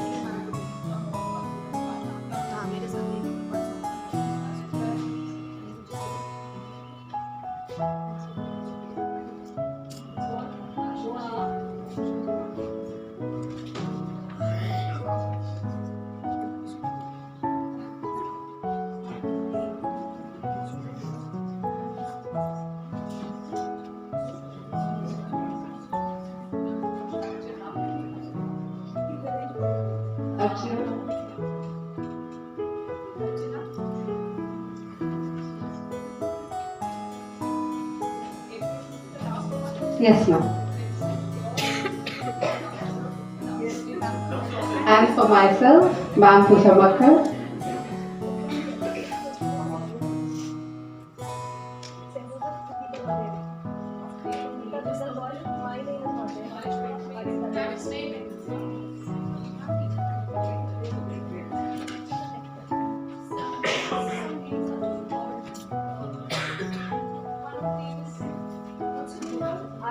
Coordinator from Central Senior Secondary School.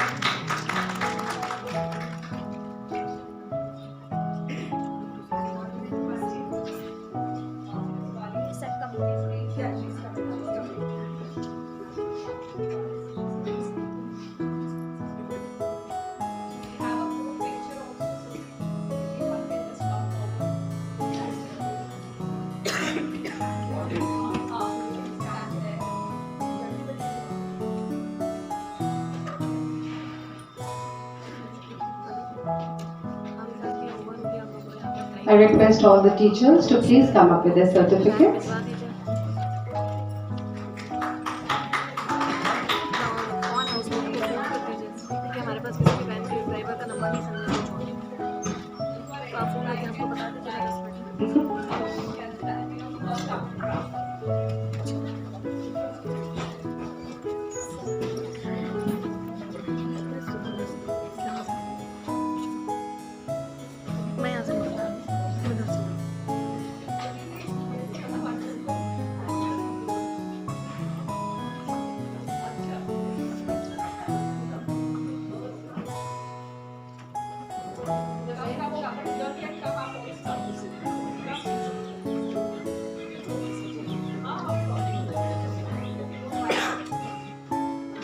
The taller ones can accommodate themselves on the stage in the second row. Yeah.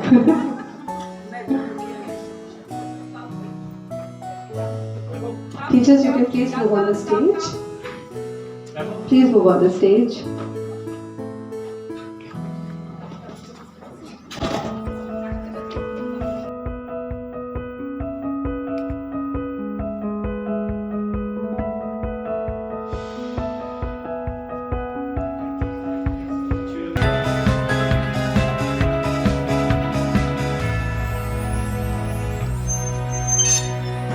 Thank you, sir. Thank you, ma'am.